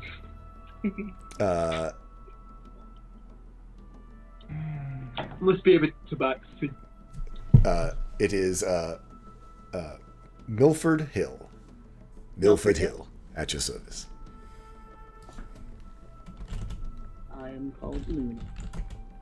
It's very nice to meet you. And as he takes it, it's interesting. You see him sort of step back from the counter, and suddenly his motions become very fast, almost like you're watching it in fast forward, as though he's using some sort of time dilation within this space to be able to craft something that would normally take much longer. Is getting done very rapidly. She will leave him to his work and come back. Okay.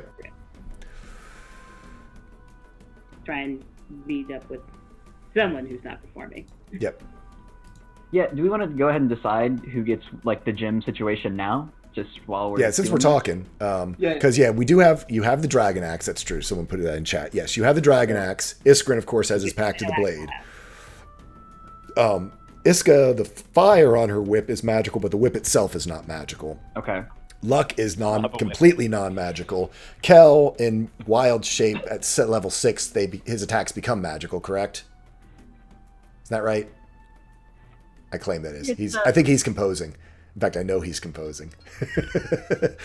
And then he's hearing music. And then Cilia does not have anything magical, I believe.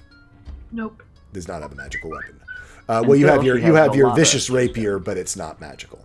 Yeah, it's not magical. Well, there's a vote for Cilia to have the lava gemstone. Anyone opposed to that? Lava whip, I want that, yes. Perfect. More fire damage. Melt your enemies hard away. All the fire damage. Yep. Not my gems, guys. If people who can actually use things, I think Luck can actually use the Dragon Axe. Yes, I can. That is true. Yes, but no one I else have can. proficiency in martial weapons, I believe. So. There you go. Axel can also use the Dragon Axe, but if that's the case, then he can't use the armor. So Correct. So with the armor is out there for discussion as well, since we've now determined that it's medium. Oh, is it medium? Yeah, because I was going through and researching prices, I realized that all other dragon scale armor is medium armor. Yeah, so I could use it. Yeah. Yeah, because heavy metal is usually all made from metal. Yep. It's actually it is a set Dragonhide of is like leather. yeah, it's a set of cave dragon half plate is basically what it is. Okay, so yeah, I could use that if need be. if Luck wants to wear it, it's Yeah. his choice. Yeah. We could then, I don't know. Okay, so what's the vote? Is Danny asleep or is he composing? I think he's asleep. I think he's asleep too. It's pretty early. Oh. Anyway, It'll be okay. Let it. He'll wake up. Yeah, Kel's out in the woods. You know, after he had a very emotional evening.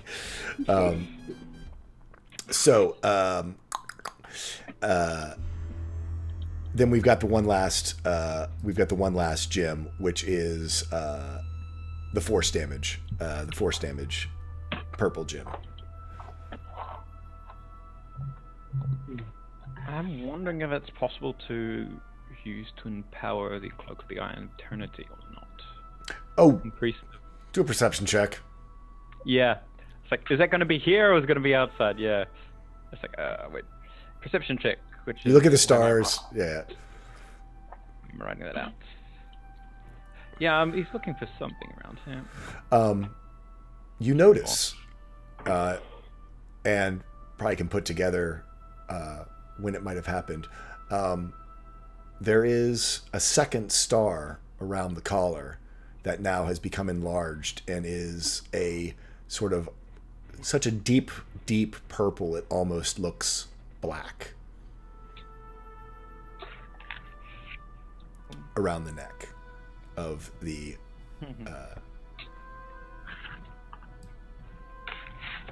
Cloak of the Eye of Eternity. He has a suspicion that it might have something to do with just his learning of necromancy. Black is not so good, but It's purple. purple, dark purple, black. I mean, the question is, do you all want to try to put something into Luck's pickaxe? Or would Luck allow someone to be put into his pickaxe to make it magical? I died a lot, but I was doing a lot. But that's all about whether Luck's going to let someone actually modify his pickaxe. No, the magic must flow. Or you could just use... I'm going to be honest, that's something you're going to have to take with him in character. I Yeah, can't no, really absolutely. call- So, Yeah, I can't make that call out of character. Yeah. that's cool. So let's, well, actually, tell you what, it's 3:30. We want to go ahead and do our break real quick, get the Grand Master on for Pun of the Week. Danny is now awake,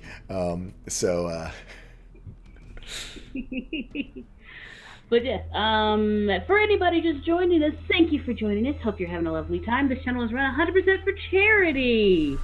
And this month's charity, because it's every month, is the American Breast Cancer Foundation, an organization dedicated to such things as preventative methods and doing the tests and treatment afterwards. It's a great organization. Please click on the link to find out more information about it. It's fantastic. If you do choose to donate, there are various donations level below, such as a D12 inspiration dice, healing dice, party potion, punch bowl, which we need to still do for everybody. But lots of good stuff. But please don't feel pressure to donate. If you want, you can just share us on social media like Facebook and Twitter. Otherwise, thank you for enjoying the show. And part of the bonus of watching is you can get puns. No, you can't. Here, but as usual, I will do our starter pun. What do you call somebody with no body and a nose? Wow. Nobody knows.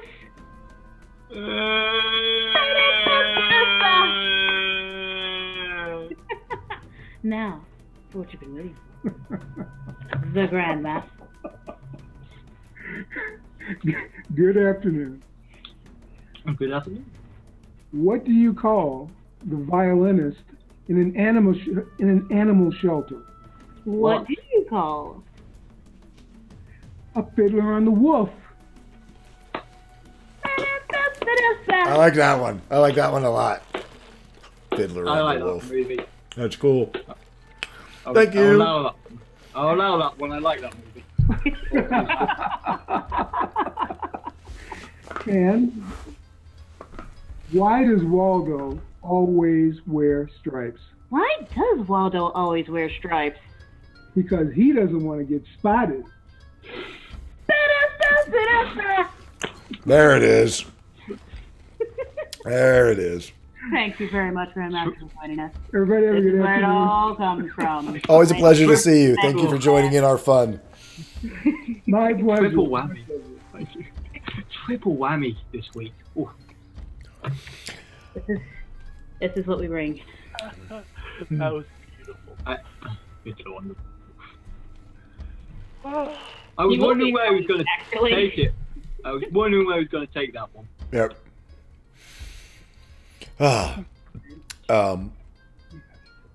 We'll wait for Iska to get back, but what we'll do is we'll basically say that Luna can report back to the group, or help gather the group together to then see what everyone wants to do. Just for whimsy's sake, as she gathers everybody, can we just form along an ice slide train going through? Yeah. Sure. I mean, it's a party out here, man. I mean, this is, the sarsaparilla, the alcoholic sarsaparilla is flowing.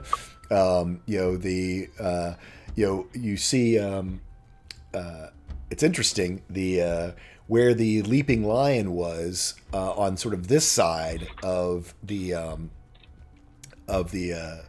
mirror, so to speak, through the looking glass. Whereas before it was Tabaxi going from place to place. These are harpies, who are the waitresses, who are going around and delivering, flying meals and drinks around to people.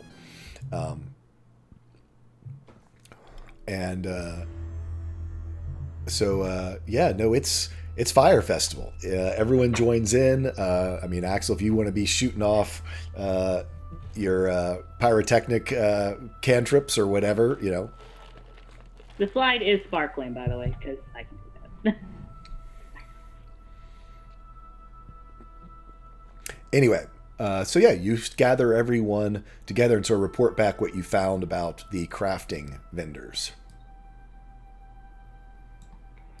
I explain. Yeah, Ishkin comes down eventually, but he's like done soaring through the sky. He is covered from head to toe in blue glitter. I guess. I don't acknowledge it. You okay there? Yeah, I've been testing to the extent of what I can do in here. It's not like that horrible sphere, thankfully. Yeah, so I think I could actually properly step through the wave around in here. I'm curious to see how far I can go. Lyle, how do you feel? Going to be finding glitter in random places for the next 5 years. Yeah. Yeah, it's like he puts his head to the side and just sand. Blue sand. You guys.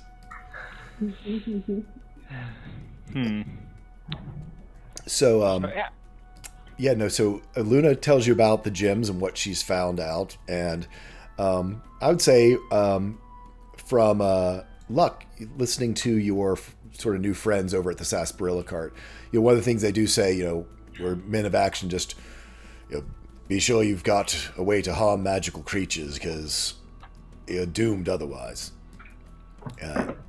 Just as a word to the wise, or not so wise, to the men of action. And they're men of action.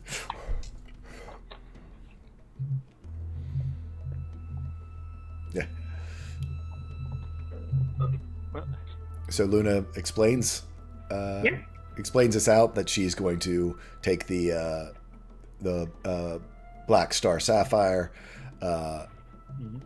Iska, how do you ask for the opal? I think Jeanette was talking about taking the opal. Oh, I'm sorry. I was thinking Iska. I heard Flame Whip. Sorry. Yeah, I think it would be awesome. I think it would be awesome on the Flame Whip. I don't disagree. But we can talk this out. Like we can. Yeah. So in character, let's hear this discussion, guys. You've got 3 gems, but multiple magical weapons. You need, weapons you need to enchant, and that's also potentially an option. Is there things that can be enchanted? So we're going to. I'm gonna have to explain just like ice is my forte. That is her. It's your brand. We get it. Yeah, I can do magic, although magic doesn't work in the vice. But I have this, and he pulls out the dragon axe, and I think I can figure out what to do with this if because I'd be going to wear the armor. I can learn to use the axe. Maybe it's kind of weird. Have you ever done no, because that's a me thing. Because I always knew how to climb. It was just natural that I could climb, and so using something I think I can naturally use. Does that make sense? I give him a firm nod. Okay. It makes sense to me. But yeah, I can use it, and this is magical. But you can also, if you know how to use it, you can use it. But I don't need an enchanted weapon, but you do, and he puts it away. So, well, you have the lightning and yeah. Does that help or? I mean the lightning is magical, but his piercing is not. Yeah, as is Axel saying, maybe you should get your pickaxe enchanted. Although, yeah, it's nice, get it enchanted, and it's your special pickaxe. Maybe you can make it even more special. Do you get what I mean?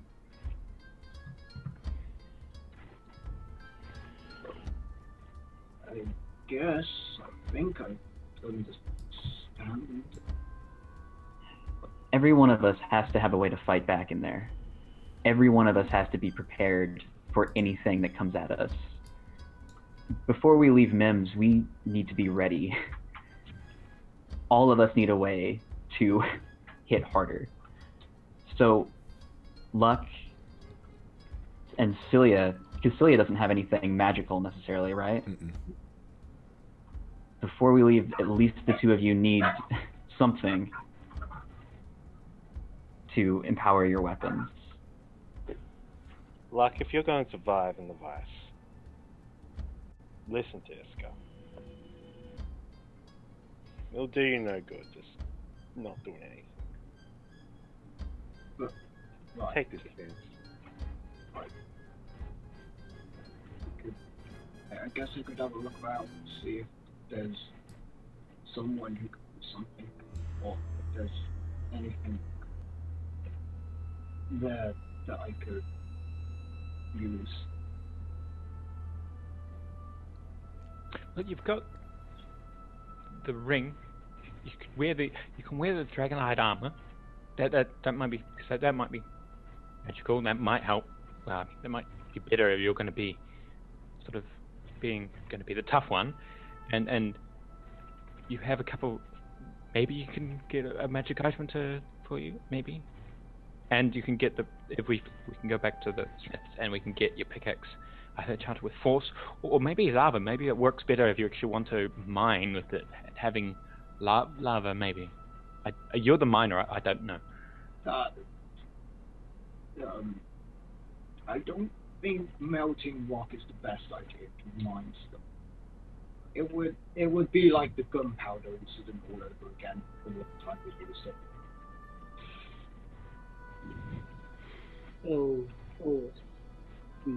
That. I guess so.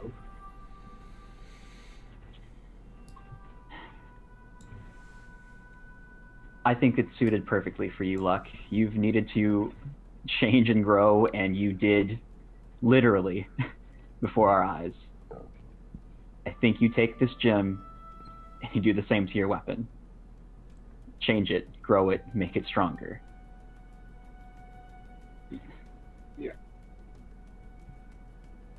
Yeah, I'll do that.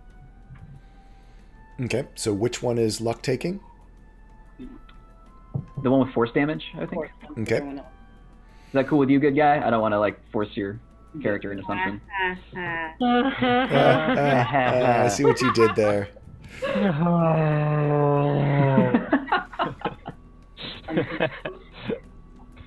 Ishkrin Missy escapes from that one. Pun damage. Jay, Yes. you said we could get things enchanted while we were here. Will that take the normal 1 year of enchantment? You don't know. It's an interesting space here. Because I want to get my shuriken enchanted to come back to me when I throw it. You can see what someone might have. I can't remember. Did we role play me giving that back to you finally? Because I had it in I my. don't think we ever did. I mean, we'll assume that Yeah, happened. No, I just couldn't remember. I'm like, yeah. So we'll say Luck. I mean, do you go by yourself, or do you? Does Iska, are you there for moral support since he's handing over his pickaxe? Oh, as well, isn't I'm there for sure. I just before we leave, I think I want to have an answer for the last gem, if that makes sense, because I would like to go ahead and get that done too. Okay, so we've got force, and lava. Yeah, the question is whether lava whip or lava rapier or dagger or whatever Celia's. I mean, I think. Yeah, I would go with lava rapier, since that's my main hand weapon. And at the very least, all of us will have something that does magic damage. Yes, and if worse comes to worse, we could really look for a very basic magical weapon for you. I mean, I also might try to figure out a way to enhance the whip. Well, yeah, I mean, know that. I mean, the vendor had a +1 gem.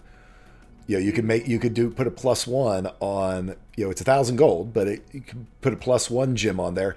Iska, don't forget, you have a robe that has things. Oh shoot! The psychic damage that the vicious rapier does, is that magical damage? Yes, it is magical damage, but it's on crit. Yeah, it's not a crit. Okay. A lava rapier would be like a lightsaber. Just imagine you cutting through a door with it I and melting the door. Well, it would be brutal though. You would stab into someone and then you would bring it back out and it would open up the wound, cauterize it, then open it up again and cauterize it again. It's a lightsaber. It's a lightsaber, yeah. It's a lightsaber. Well, maybe next time Ted won't be late with dinner. There is a weapon for 5e that is a lightsaber. It's a sentient lightsaber. Pretty much. So, my vote is for lava rapier, mainly because the visual looks amazing. Okay. Cool with that. Yeah, and then if he has that +1, it's 1,000 gold. You said. Mm-hmm. Yep. Iska says that won't be a problem at all, as she removes from the robe of useful items 10 gems worth 100 gold each. Really? Go. Funny how that works out. Okay. Amazing. So just pocket change. Yeah. You pull a patch off, and as you put it in your hand, the patch turns into 10 very nice gems. In fact, right there at the counter with our buddy. The Gilded Blade, the brothers, can take care of Luck's pickaxe, and Philip sees Luck's hesitation. So can I help you? And you all guys see all kinds of different, finely crafted weapons. Iskrin, you see that many of them do have some type of magical element to them. Here at the Gilded Blade on the magical side in the Twilight Bazaar.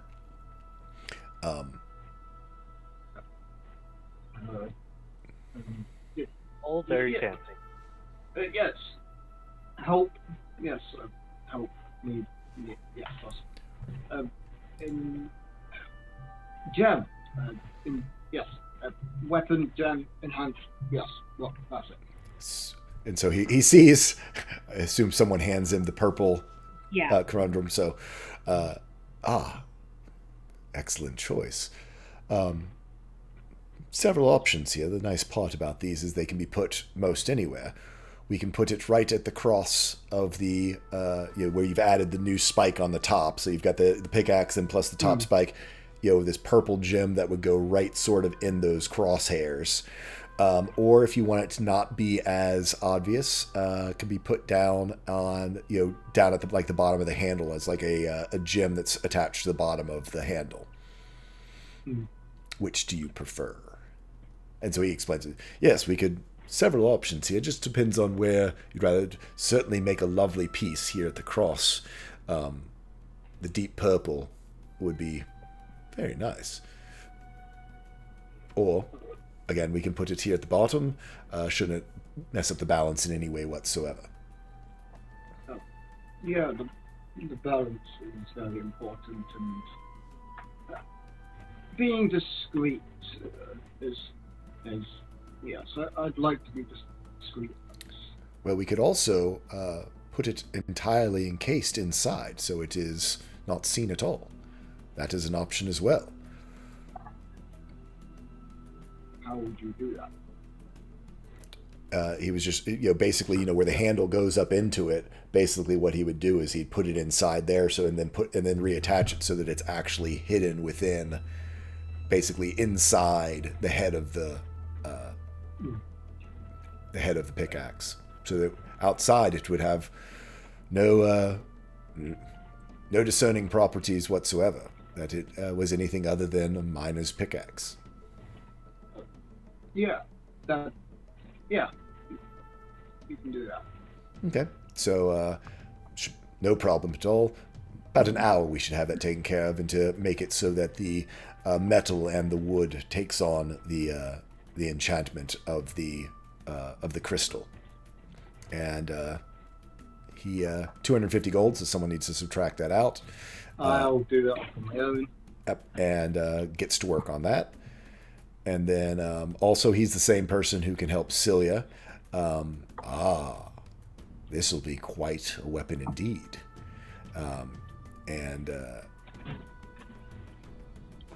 He looks at it just so that you don't read too much of this. So basically this would be what I'm calling a lava tongue weapon. So it is still something on the crit, but it always does magical damage. But on the crit is when it basically summons lava to the blade. So if you put this on your vicious... Oh my god. If you put this on your vicious, when you crit, it's going to be nasty. You crit. It basically is going to be a vicious plus lava. It will be oh my and nasty. Sneak attack on that. You know what we and really I get need? sneak attack on it. Yeah, and of course, yeah. Ouch. She gets If- fascinated on it. Oh.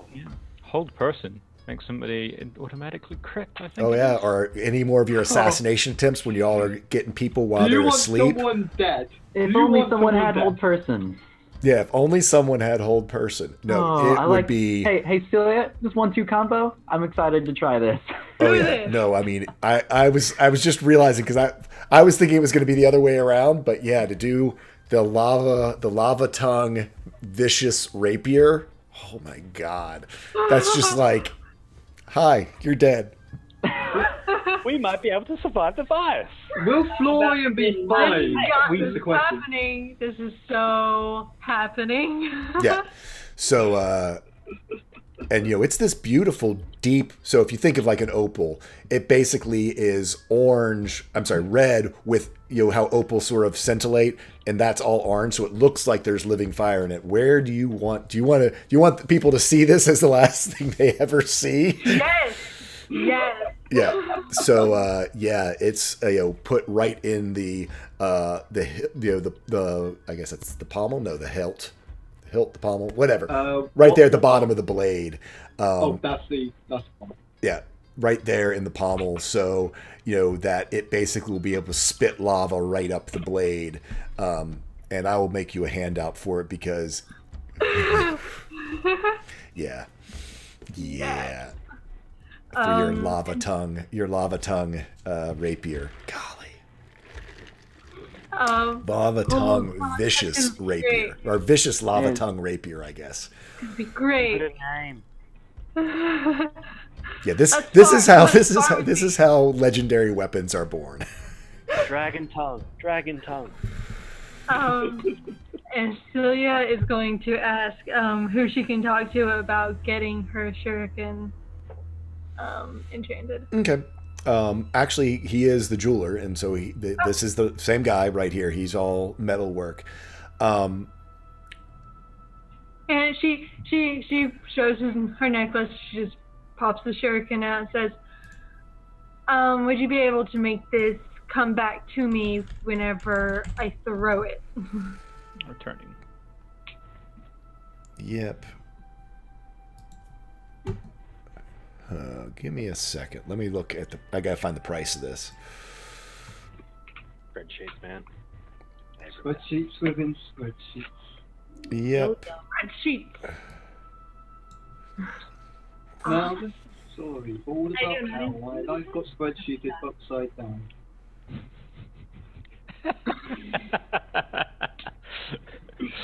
That's a very different... No one is in West Philadelphia. A lot of different time zones. Philadelphia is not one of them. He looks at it and contemplates. This is definitely a custom item. Well, here's what we could do. It's not exactly what you're thinking, but I think it's going to have the same effect. And he looks at the chain, and he goes, we could make this a chain of returning. So whatever is thrown from it comes back. It won't be as instantaneous, but it will always return to you. To have an instantaneous return, I don't have the materials, and I doubt we have the time to put that together for you, but we could have it so that it won't get lost, so to speak. It will be bonded to you, and you don't have to worry about it. It will always come back to you within I'll say it's a D6 rounds. Mechanically, I'd say with D6 rounds, and within it, maybe as long as a minute, but not much longer. I could do that for you. That's actually quite simple. It would only be about 150 gold for that. Oh, okay. Yeah, that works. That works for me. Yeah. Basically, so you don't end up with rapid fire with that thing.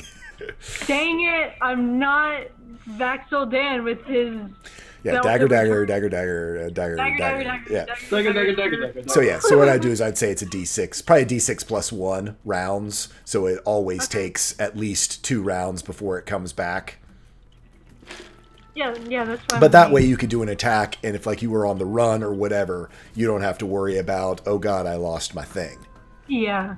It's one of the reasons why I wanted... Yeah, for more, if we're using it for more roleplay reasons than combat reasons, I'm happy to do that for you. Yeah. Again, Yeah, did I say more 150 so- gold? So yeah. Or so if something happens and I forgot to say, I pick up my Exactly. I mean, that's, yeah, I'm going to do it for roleplay reasons, that it always returns to you. And if you want to use it in combat, you'll have to do a dice roll. Otherwise, basically just assume when combat ends, it's back in your necklace. Okay. Yeah.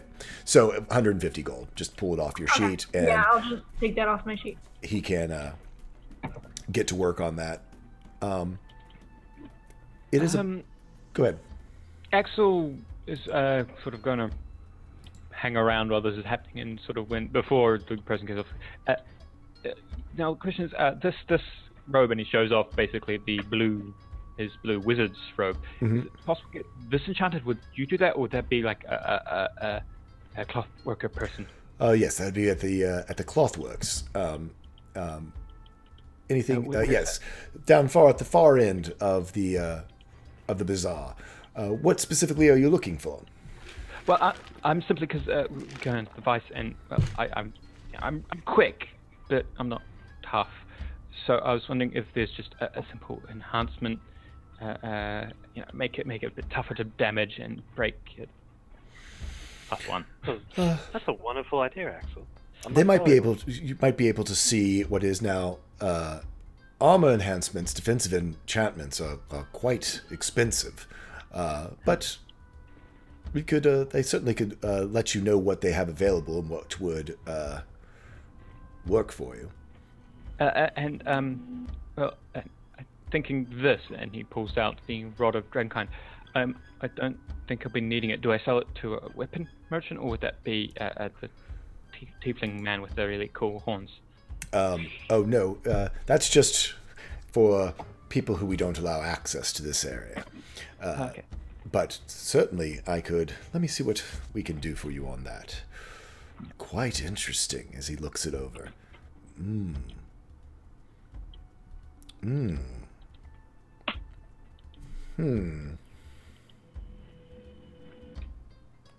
Fairly substantial enchantment on it. Strong magic when put in the right hands. There's quite a few who would be quite interested in something like this, certainly in Balathira. Axel, are you sure? What? You know it's in the sky. I don't think it works. The issue is, I don't want it in the wrong hands. No, you still have your savage thing.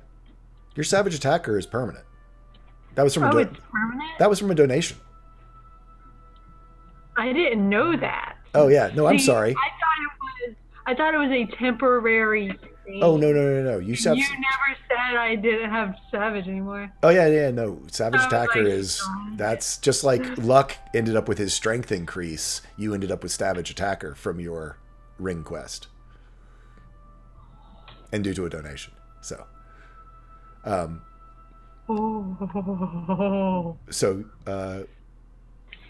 he sort of hesitates as he sees Iskrin and Axel discussing this. Yeah. Do you want it? Because I don't think I've got.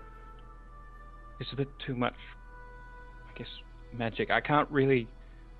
I'm really good at splitting my attention, but I can't split between so many different things. We've got the pearl. The hat's occasional. He sort of pulls a hat out of his bag of holding. The hat's occasional, and well, I want to use the axe, and I want to use the pearl, but the pearl's occasional, and I want to be able to maybe later put some armor on. But so I don't know if I'll ever be using it. Maybe you want it. In a past life. I don't think you can use it though. Who knows? I mean, anyone can use it. They just can't unlock the Oath of the Scale piece of it unless one of you becomes a paladin and takes Oath of the Scale. No. He sort of looks at it and he goes, so we'll be on this side of the Vice all the way until the Conclave, so there's always chance to meet with us later, perhaps, or other vendors as well along the road. If you don't need to necessarily make your decision right now unless you're in need of the funds. Yeah, no, not really, I suppose, yeah. I've been thinking too much, and I want to make a decision now, and yeah, there's Okay, I'll That's okay. Make it. It's always better to have more options. Okay. Yeah. So I'll go see if I can get the armor enchantment. So are you selling this? Or you want to sell the? Keeping it. You're keeping it. Keeping it. Okay. Yeah. Keep all the magic items. Yeah. And so so you are heading down there. So what you're looking for, like a +1 to your cloak or something? Simply just a +1 on top of the cloak. Well, if you can put on the cloak, even better. But probably a robe. You mean the robe of? The wizard robe, yeah. Wait, the wizard robe or the cloak of the? If you can get it on the cloak, even better. But he's imagining that he can't. This is far more unique magical items, not easily. So no, to put the +1 on, you go down there and we can certainly put in embroidery onto this, with some of our magical threads, to embroider in a protection sigil on this. It is 3,500 gold pieces to do so.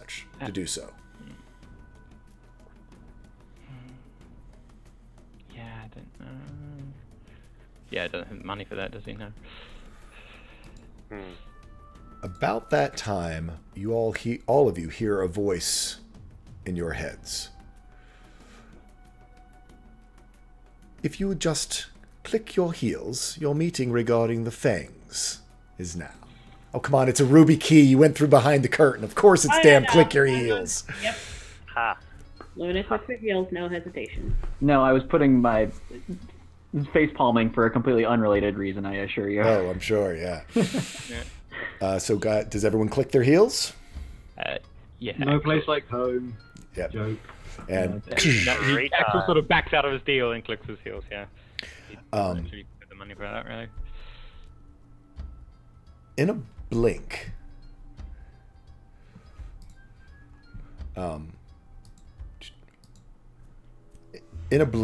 you appear in the entryway to an opulently furnished, multicolored tent of bright primary colors.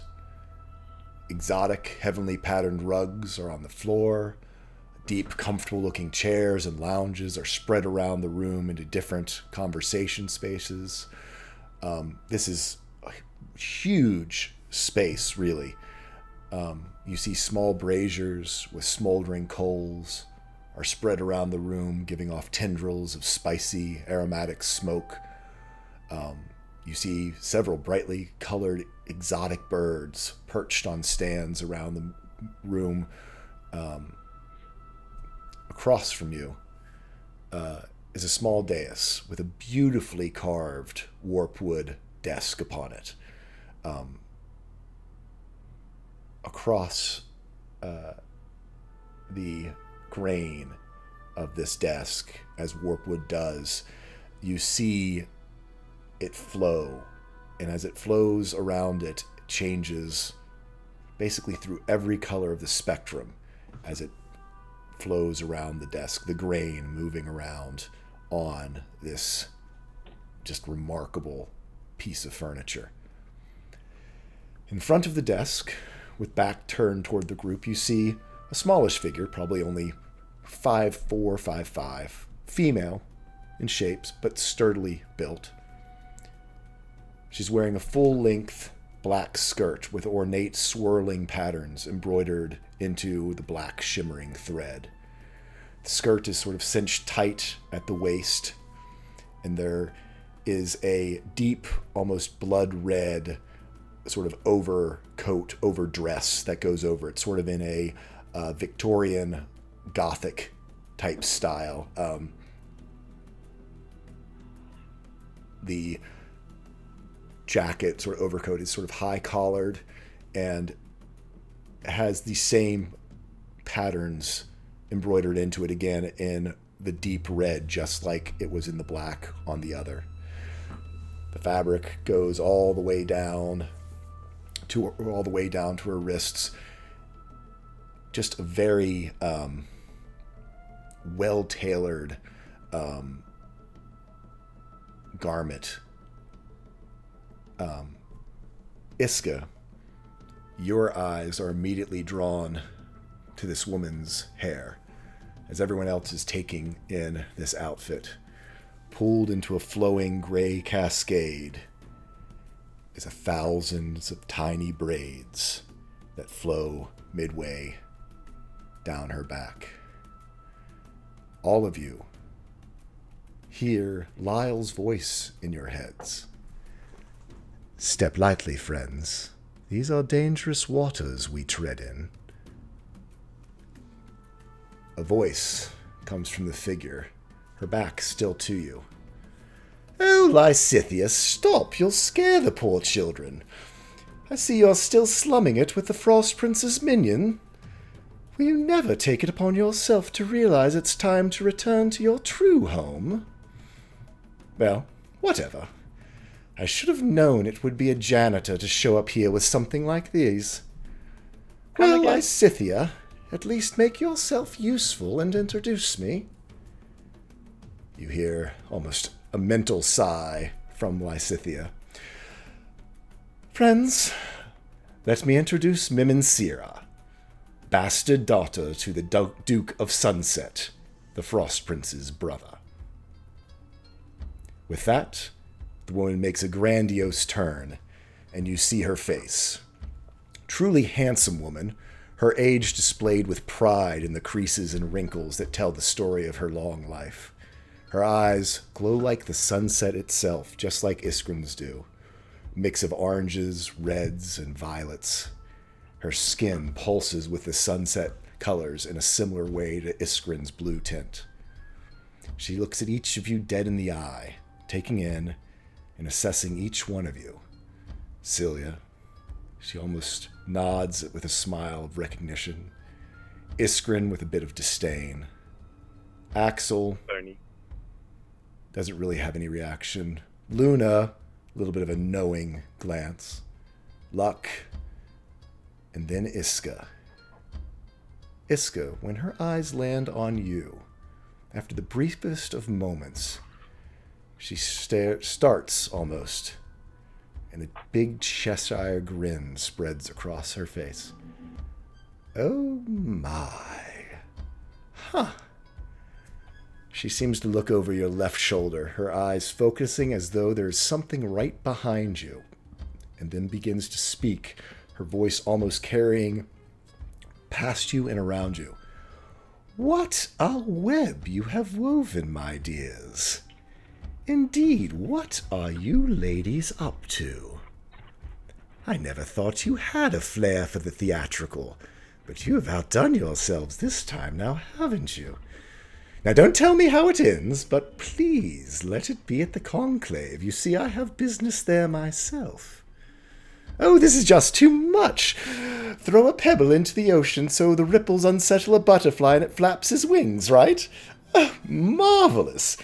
You must let me make a show of it when it is all done. It will be spectacular. Once upon a tangled skein, a fly did lure the spider. Ah, it's perfect. Of course, the fly does have to live, I guess. Details, details. Oh, is that where I come on? Is this why we're here now? Oh, but of course it is. Oh, well. Let me play my part, then. I assume that I'm to play it as I normally would. Her face suddenly becomes deadly serious again. So, what is it you, looking from each one of you, ask of me?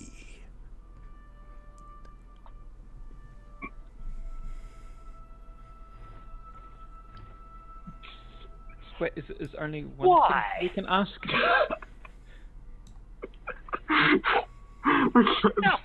Why? Call me Lens. Why what?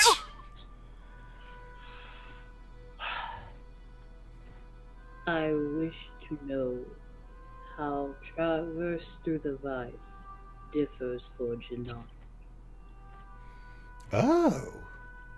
Well, it's not my secret, my dear. It's your secret. And I think you have all the puzzle pieces. Shall we discover it together, then? Tread lightly, everyone.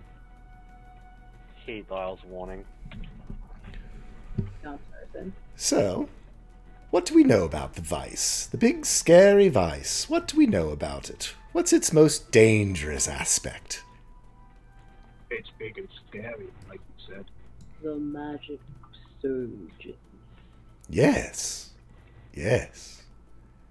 And well, what do we know about those? They are unpredictable in effect. Yes. Yes, they are. Wavequakes tangled in the wave that ruin everything. They're triggered by attempts to manipulate magic. Yes. Quite indeed, they are. But you've heard more about them than just that.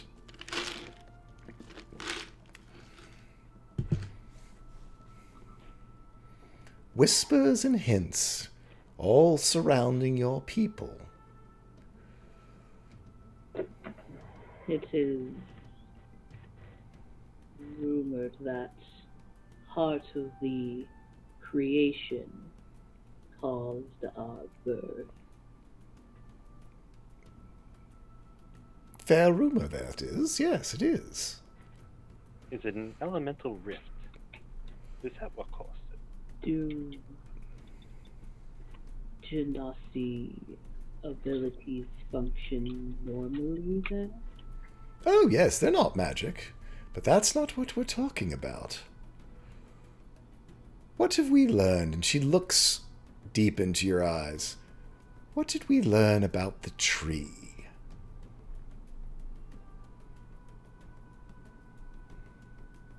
Guardian tree. Those plants. Axel's tree, the necromantic tree, the Tree where you got that fancy sword of yours from. How did that come into being? It was of an earthen Genasi. Yes, it was. What was that earthen Genasi doing? Something with the indigo seed caring for that tree that engulfed it. Yes, but what set off the tree? I actually don't remember. Anybody? You all can chime in. Somebody make a history check. Try to remember. The blood? The Earth wasn't the Earth Genasi caused to Yeah, he wasn't careful enough, but I can't remember.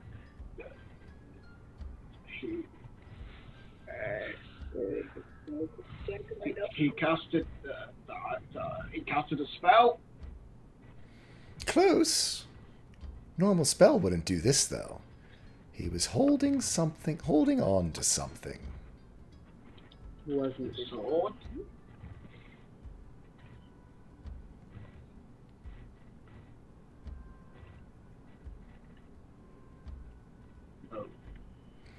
So, let's move on. Where else have you seen a surge occur? Outside of the vice Yes. during an attack. That was your first one. Where was your second? I don't know what caused it, but when I started shrinking, like really, really quickly, and I was shrinking. prepared. Yes. Yeah. Where did that one come from, dear Luna? You were standing right there. Wait, what? It was caused? But what was it caused by? I wasn't. Did you start shrinking in the temple? Temple, that was like it's a temple of purity. Yes, and the chaplain had something. What did he have? I think she like flashing back to that makes her kind of reminds her of the anger, and so she kind of does a little turn, just like life still in his body, unfortunately. So the chaplain had something that caused the surge that affected me while I was outside. What? Who else was in the Cal was in there, and no luck was outside with me. Yes. Everyone, Luna, do me a history check.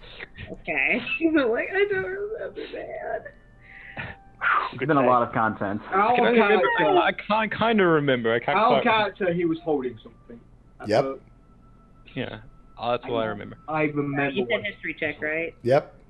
History check. I'm terrible with these. Our character, I know, in character. Oh, why didn't I use an advantage? I'll give you an advantage on it. Okay. You know, I'm doing this in Mem's voice because she's absolutely coaxing this out. Wandering.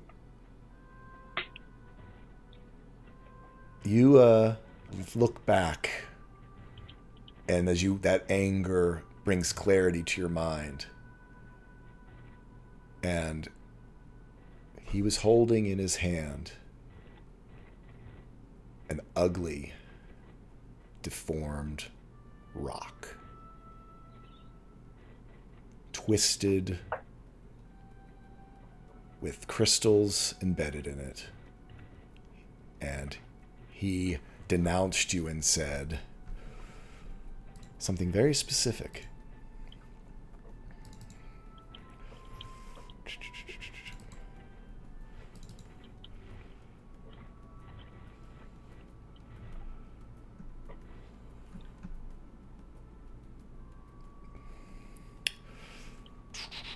Oop, and I pulled up I had the wrong thing open, darn it. But he said something very specific to you.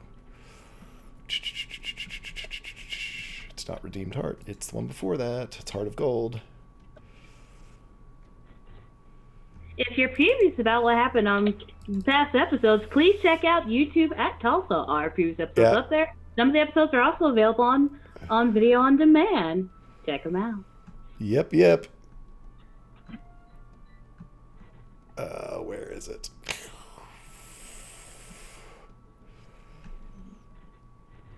Man, I guess I don't have it here exactly. I wanted to say it exactly. We'll say you said it exactly. We'll fix it in post. Yeah. Man, I can't believe it's not right here.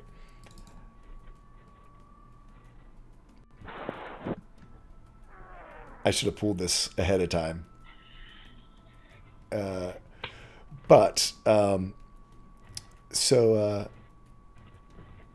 Here we are.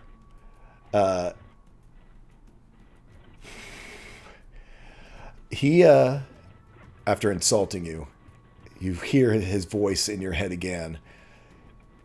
You are an abomination, the deformed afterbirth of a tiefling's copulation with the king of the nine hells himself. You could not flay yourself in St. Cuthbert's name, and it would not. You could flay yourself whole in St. Cuthbert's name, and it would not make you whole. You are stained beyond cleansing, and the only use for you is as a tool for the righteous.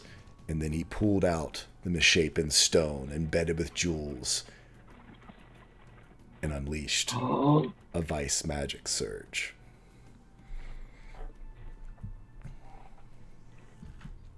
So, Nasty can cause surges. Some. The words of Tian come back to your head, Axel. Overconfidence. What was he thinking, coming in here, storing that inside of himself? Why would he thought he could control it, thought he could hold it, but brought it here to the face of the indigo seed, to the seed itself? Axel, what was he storing? What was he holding inside of himself? Yes, Axel, what was it?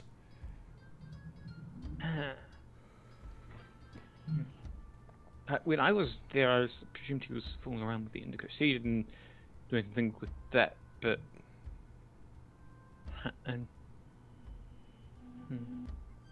He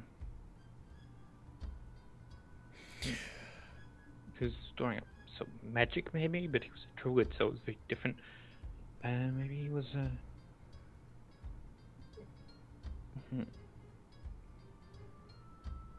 Maybe it was like a mental thing. Maybe I don't know.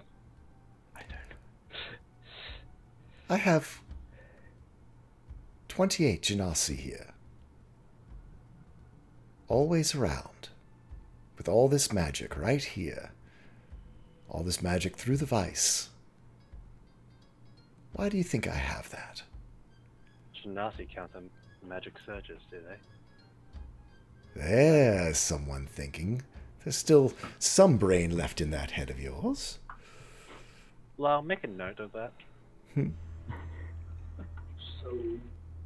they're like a support beam in a cave?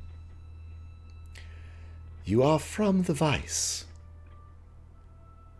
That the energy of the vice itself is within you. And she looks and seems a bit frustrated.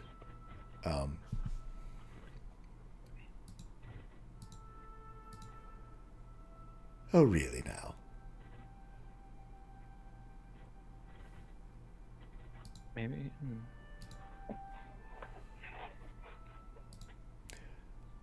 Second. Who is that? I'm just trying to figure out who the "oh really now" was directed at. Like, was Pretty much all of you. Wait, what? so it is Puzzles. in passive effect of preventing the surges, or is it something that requires concentration?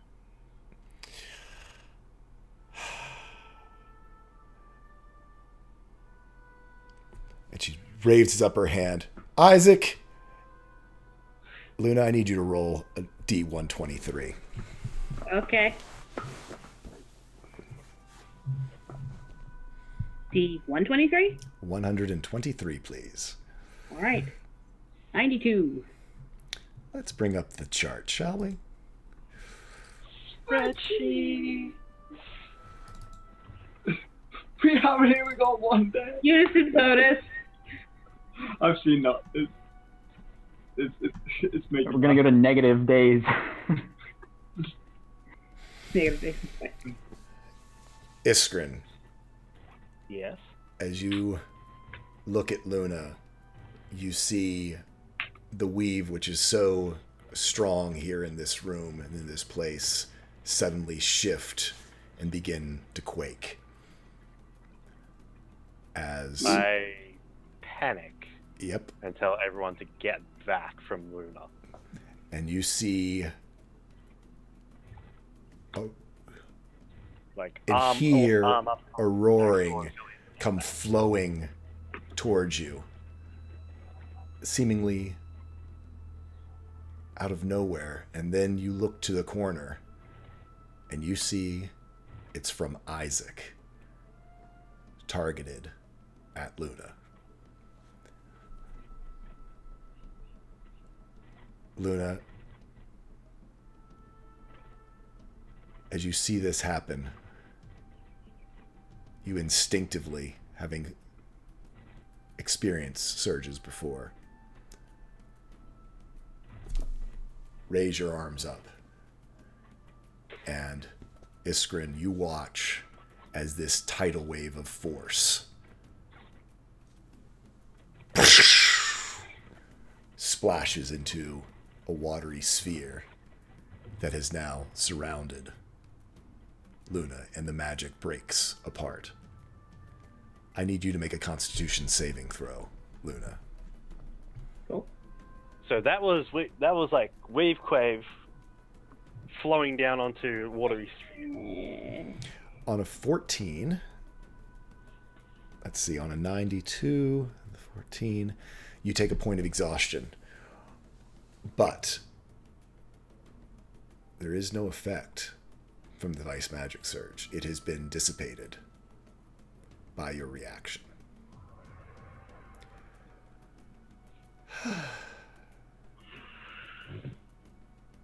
Lyle, make a note of that, please.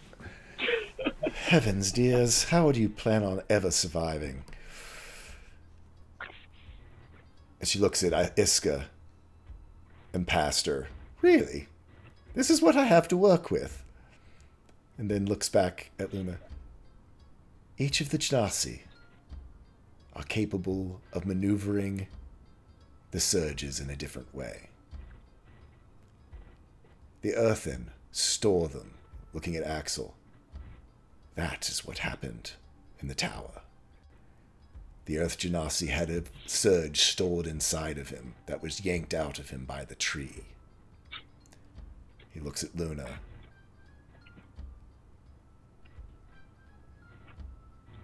The church, the Temple of Purity.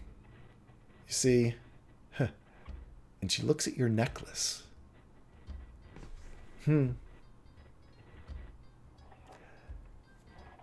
That, pointing to the necklace, is of the divine, most likely reusable. It holds the soul of a water genasi. It still retains that power. That rock you saw from the cleric. What do you think they do at a purification center? They're not helping the genasi. They're harvesting them and selling them so people can traverse the vice.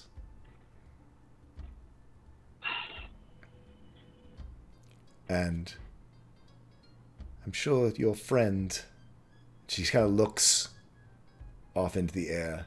You have other stories with you. Those magical lines, and she looks at Iskrin, those magical lines that are displaced. They travel normally under the water. Water protects the magic. Earthens store it. Water diffuses it. Fire catalyzes it. And air redirects it.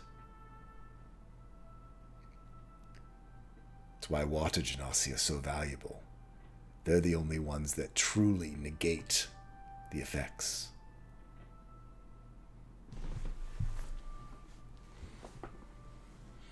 Now do you understand why you're valuable? Why you're protected? And why people want to control you? I do understand. I learn much better by doing it. Obviously, dear. You will get the handout for your now awakened holy symbol. You will have one. You will have one additional vice surge protection for anyone. So it, basically, mechanically, it works. Anything within 5 feet of you is protected from a vice magic surge if one happens to occur.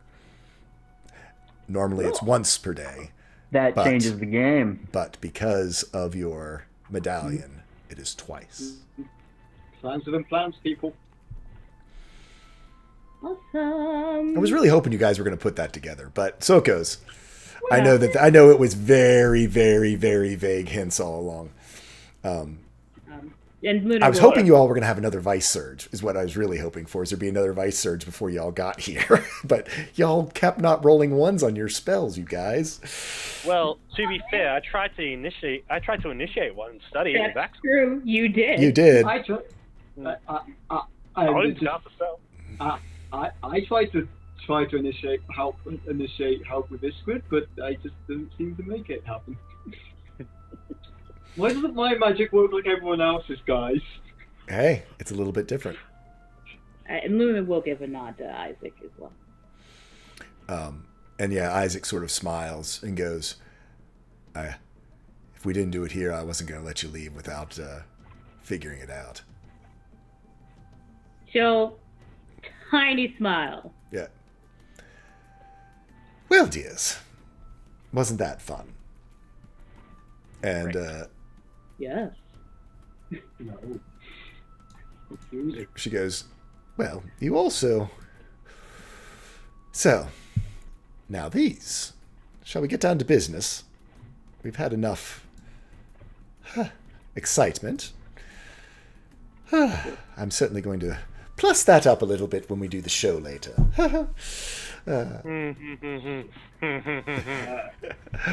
Anyway. So. Talons? What is it? These fangs. Oh, the They're fangs, quite interesting. She looks at Iskrin. There's more celestial energy on here than you could ever be responsible for.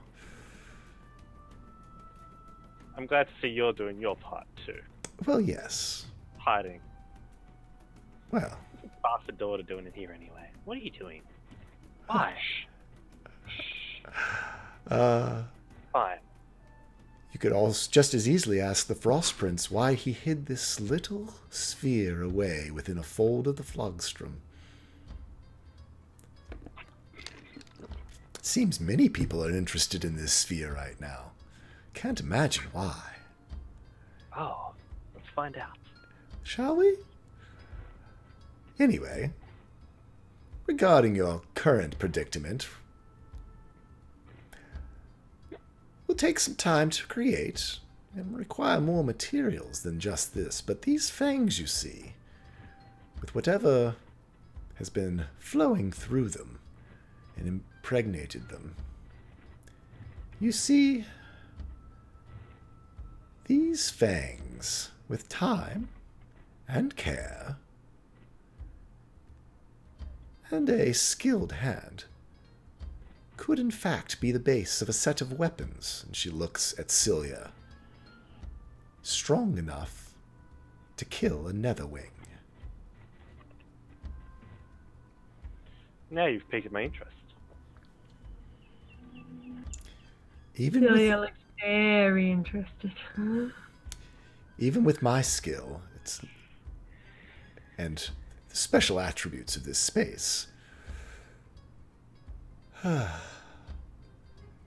can't have them ready for you. Probably before the conclave. And there's other things that I'll probably require for you to collect. Unfortunately, teleportation still does not work on the prime material, but with that key, I can communicate through you and keep an eye on if there's anything that might be of interest or that me needed as I discover how to best craft you something that could change the world. What a story it would be. Anyway, for giving me more excitement than I've had in a week, let me give you these. And she hands over 2 scrolls, a scroll of Hero's Feast and a scroll of Dispel Evil and Good from the Spell Bank. And of course, I guess you could see what you can find in here, and opens up a big bag for you to reach into and roll on the potion table. Oh boy. Go around, get your potions. Well, she's a bit rude, but she does provide party favors. So she does provide party favors. I don't like her attitude, but at least she gives us stuff. Oh, that's Wondrous Wear. Sorry. I don't like her hair. Party Potion Punch Bowl is a D33. If everyone can roll me a D33, please. We'll grab one for Kel. Yep, you can grab one for Kel. So, Kel, you can roll yours. Hi, Kel. How you doing?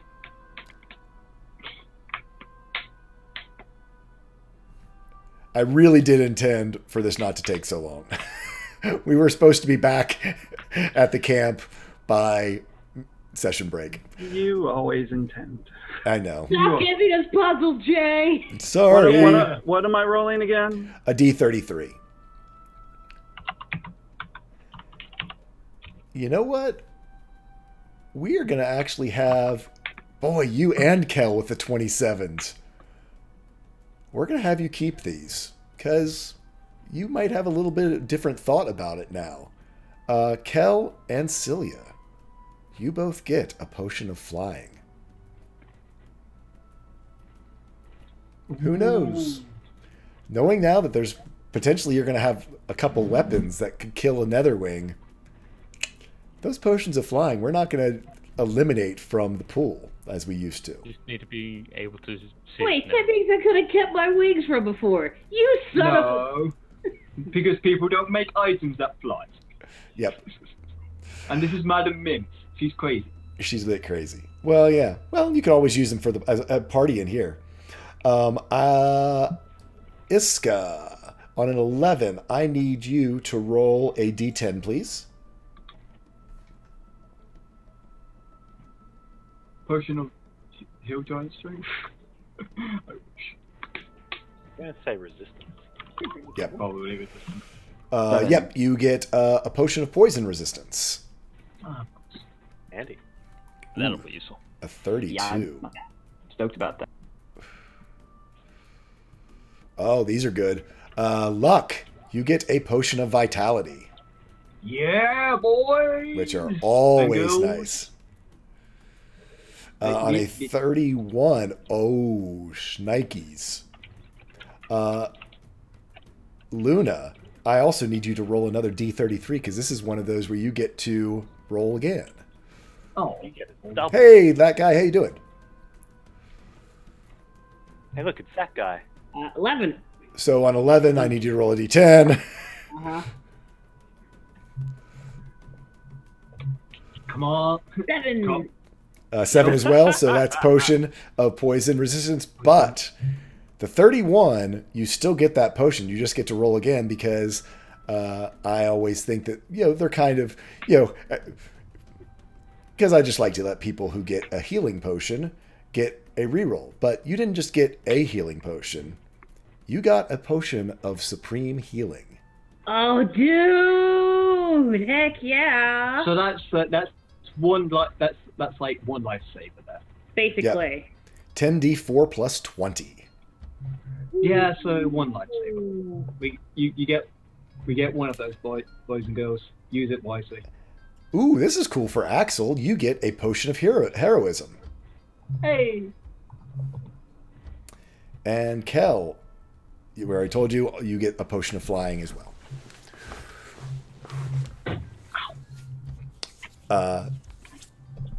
So she lets you all choose from out of her trick or treat, out of her bag of mini potions.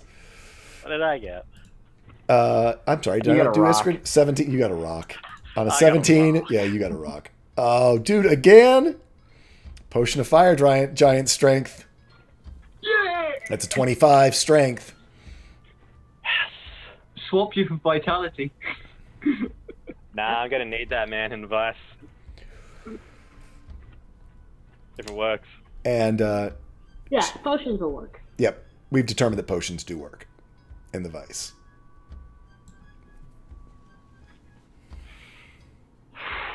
That's a good haul. And she does tell you that those two scrolls are Vice attuned. Just those two.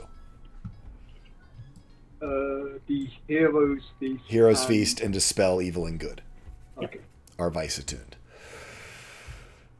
Well, dears, anything else that I can assist you with? Yes, actually. Celia's gonna walk over and say, I have a question. Yes, dear. It's good to see you back.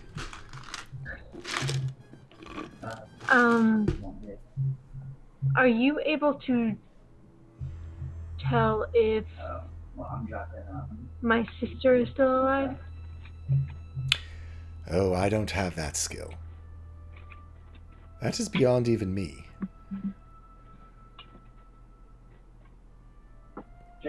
I can tell you, I think she's a survivor from the time you spent with us back when you were younger. It was a good several weeks that you were with us.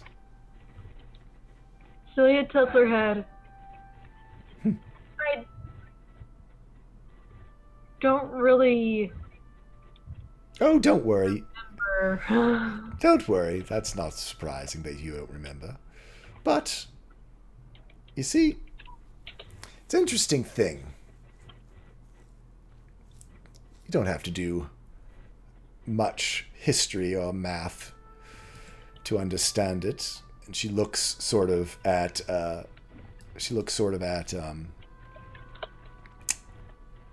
Axel, in fact, and goes, I've been traversing the Vice all the way since right after the first full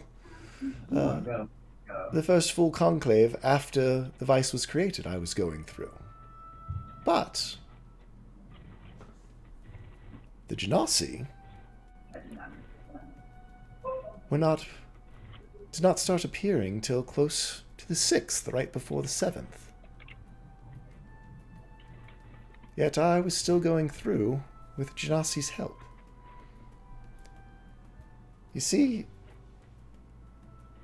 about that time, after the Vice was created and everyone realized the dangers of it, I received a package from myself. What? With a list of instructions and a crate of ugly crystals and rocks. I didn't know what they were at the time, but was told that they would get me through, keep the show on, that I was needed, and there was a list of tasks as part of that. One of them was you and your sister, dear Celia, to transport you through the Vice, away from Falinari, into your aunts on the other side of the continent. Now, the interesting part is, you see, I haven't sent that package yet. I'm still waiting to see how this all turns out. And she sort of absentmindedly pulls her hair down around to the front, again showing the braids of the Qualverine. Time is an interesting thing, isn't it now? And she looks right at Iska. Guys, writing's balanced. Didn't you know? Isn't it a video thing? There's nothing they can do, really, dude. I'm sorry, I got someone else coming through. Doesn't it go in one direction and that's forward? Oh, for most, but not for all people. There's exceptions.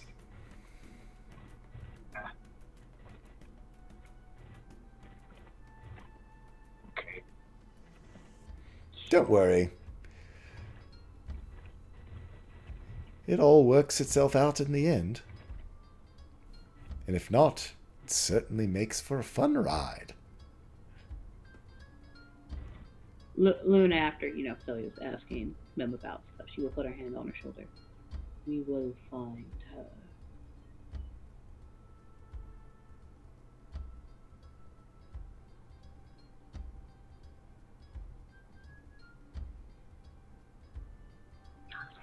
Well, if there's nothing else, dears, probably time for you to be on your way. Right. We gotta find the ending to this story. Is she behind a desk or something? Or the beginning. I'm sorry? Just quickly, is she behind a desk, like sitting? She's sort of. The desk is behind her. She's sort of leaning back on it, sort of butt on the edge of the of the desk. The fangs are on the desk behind her. I'd like to teleport onto the desk with, I think, with Lyle stabbed into the table just before the fangs, and just look it up.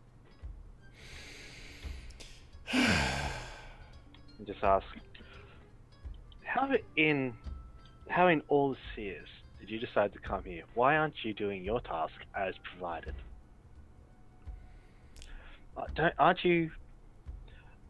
Isn't the Duke of the Sunset set with the tasks they must carry out? Why aren't you doing yours? Oh, you poor dear. You think that all the Archfey behave the same way and have tasks and have jobs that they have to do?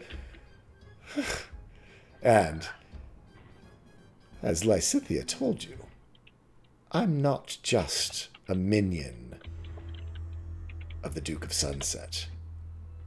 I'm his daughter. And you guys are standing, not even in the bazaar, you're standing in the middle of the mundane caravan. Who's the Duke of Sunset? I fall on my butt. Yes, you do. Escred, have you ever considered not talking occasionally? Who's the Duke of Sunset? What's a duke?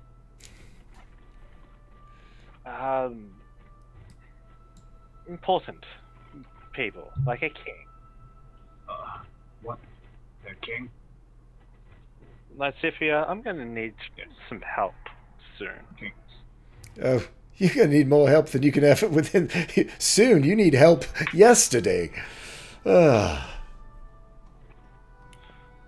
go find a way to get stronger. That's for damn sure. You're all going to need that. Ishrin stands up, basically pats himself down, and just turns to the group and says, if I teleport, or try use any of my abilities within the Vice, I think my essence will be destroyed. I have a really good feeling about that. Last time I was out, teleported across the continent. Yeah, It's been shut out. Please don't do that. You're kind of nice to have about. Oh, thank you. Debatable. So... But... Go ahead. I think that's it for me today, guys. I'm gonna go back. I'll meet you there. Yep. See you. So, quick question. Is anyone planning on doing anything before turning in for the night? Because I'd like to quickly do this. I mean, Kel, we actually can do a remember back to if you had something you wanted to do after your scene from last session, or if you were just going to spend time alone. No, we already discussed that. Okay. There would be no way Kel would come back before morning. Yeah. So, morning dawns. Oh, go ahead. A couple of things. We still have the key, so Axel can still get in there, right? You have you have a ruby key. You do not have an emerald key. Okay.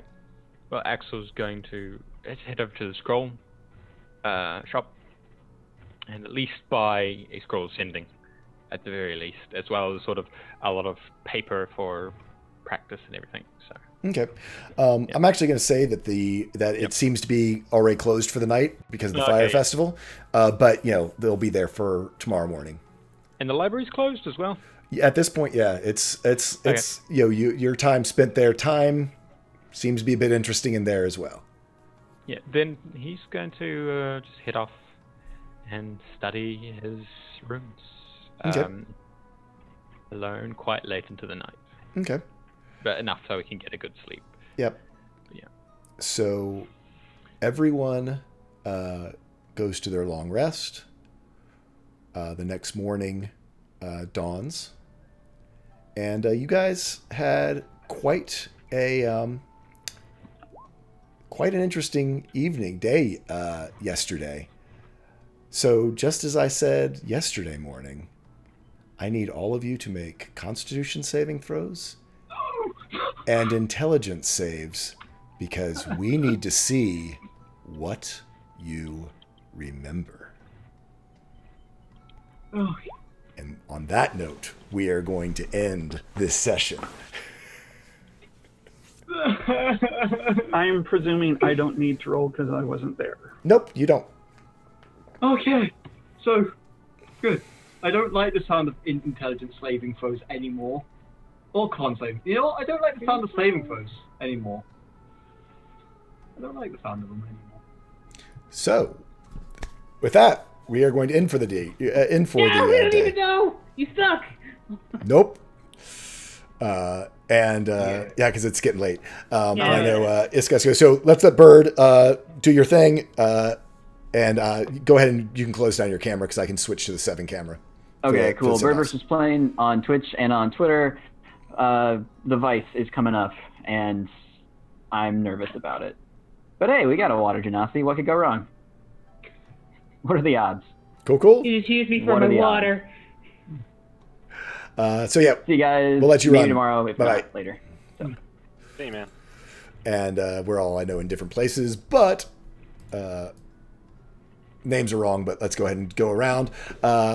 Let's go ahead and go Danny. Danny, I'm sorry. I was hoping to get through this a little sooner, but it took a little longer, and the party took a little longer role-playing some different pieces than I was expecting. But, yeah. So yeah, I'm Toonarth. I play Kel, the Wood Elf Druid, when I'm actually in the game. so sorry, dude. I got some stitching done though. Yay. And so yeah, I'm normally here for this, and I'm normally here Sunday mornings for Dungeons and Coffees at 8 a.m. Eastern, although I will not be there tomorrow because I'll be on vacation up in Massachusetts. Cool. Salem, Massachusetts for Halloween. Spooky. Very cool. And I am also normally playing in T. Fredrickson 80s Sunday afternoon at 2 p.m.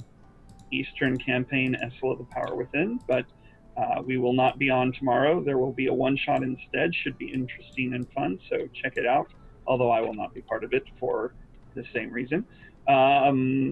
And yeah, there you go. And now I'm going to go ahead and pop out myself because I have a flight tonight and I need to finish packing and Okay, stuff. So, go for it, man. Thank you. I will be back next week when presumably I'll be involved in the proceedings. Yes. Nope, sorry. Kel's not involved at all. No. We're killing him off. You've crossed me, Danny. Which is fine. You crossed me. Yeah. Poking Mr. High Hopes a little bit. There you go. All right. Go for it. There we go. Now we're to the 6 camera. Everyone moves around again. So let's go to Luna. Hey, I'm Energy9 on Twitch, where I live stream video games and curse a lot. And actually, right after this, we'll be starting Assassin's Creed Origins. You can come watch me swear. I'm also Energy98 on Twitter, where I live tweet random stuff. I am a part of T. Fredrickson's 80s channel. Link is in the chat. For her Essel Power Within, 2 p.m. Eastern Time, we'll be doing a one-shot, as Danny mentioned. Come check it out. It's still fun. I'll be here for DNC tomorrow, not green, and I hope you all enjoyed. Cool. Let's go to Celia. Muted. I'm muted. There you go. Yeah. Hi. You can find me on Twitter. Link is in the chat. And you can find me on Fridays on 709's channel for Legacy of Achian. Loads of fun. Yesterday we got to see ourselves die. It was fun. That's not good. No, one of the gods of fate or something like that. She showed us like a change that the gods did in our lives whenever they chose us as champions. A moment where we all could have died and didn't. Well, that's good. So next up, let's go with our good buddy. Dragons or cats? Hi, everyone. Oh, I'm very sorry. I've made a powerful enemy today, I think. God damn it. And I am very sorry, but character flaws are character flaws. Oh, I don't. You think that she really gives a darn about you? Exactly. She's like, she Come doesn't on. care enough about you for you to be her enemy. She's the daughter of the Duke of Sunset. Come on. Actually, I wanted to ask, but we ran out of time. I wanted to ask if I could get Axel to send her a message cantrip or something to say, hey, would you like to look after my cat? And I'm...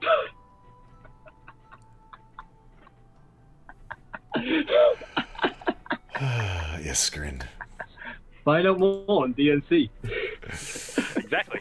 And you can find me on the Twitch and the Twitters as Dragons Are Cats. I do a I do a D&D game on Tuesdays around Australian Eastern Standard Time of 8 o'clock, around about that time. It varies usually, but yeah. Luck! Goldheart! Me! Yes. Look, Goldheart, I think we're at the end of the suffering line. I think. Well, like, this level of suffering line, at least. Oh, yeah. Hope, yeah, like, don't expect me to be taking up any more of the spotlight. Everyone else can have suffering, please, just please. But yes, you can catch me here every Saturday, and you can also catch me sometimes Sunday, depends on what I'm doing. And you can catch me on the Twitters at Two Guy and Twitch at The Good Guy Pie. And on the Tweeters, if anyone's been noticing, I've been posting all that artwork for this month of Inktober, which is coming to an end. But instead of stopping at this month, I'm gonna try and go for a year of 365 days of drawing every day. Well, not 365 drawings, but drawing at least every day. So Cool. that's going to be my little bit of a challenge for next year. Something to do. So catch my progress on that. And Templar Warden. Hello, I am Templar Warden from New Zealand. I was playing Hidden by Axel, the Tabaxi Wizard. You can catch me pretty much anywhere on the internet as Templar Warden or on Twitter at Rainer Templar. But for the most part, this is on the internet unless I'm talking to somebody. That's me. That was nice and quick.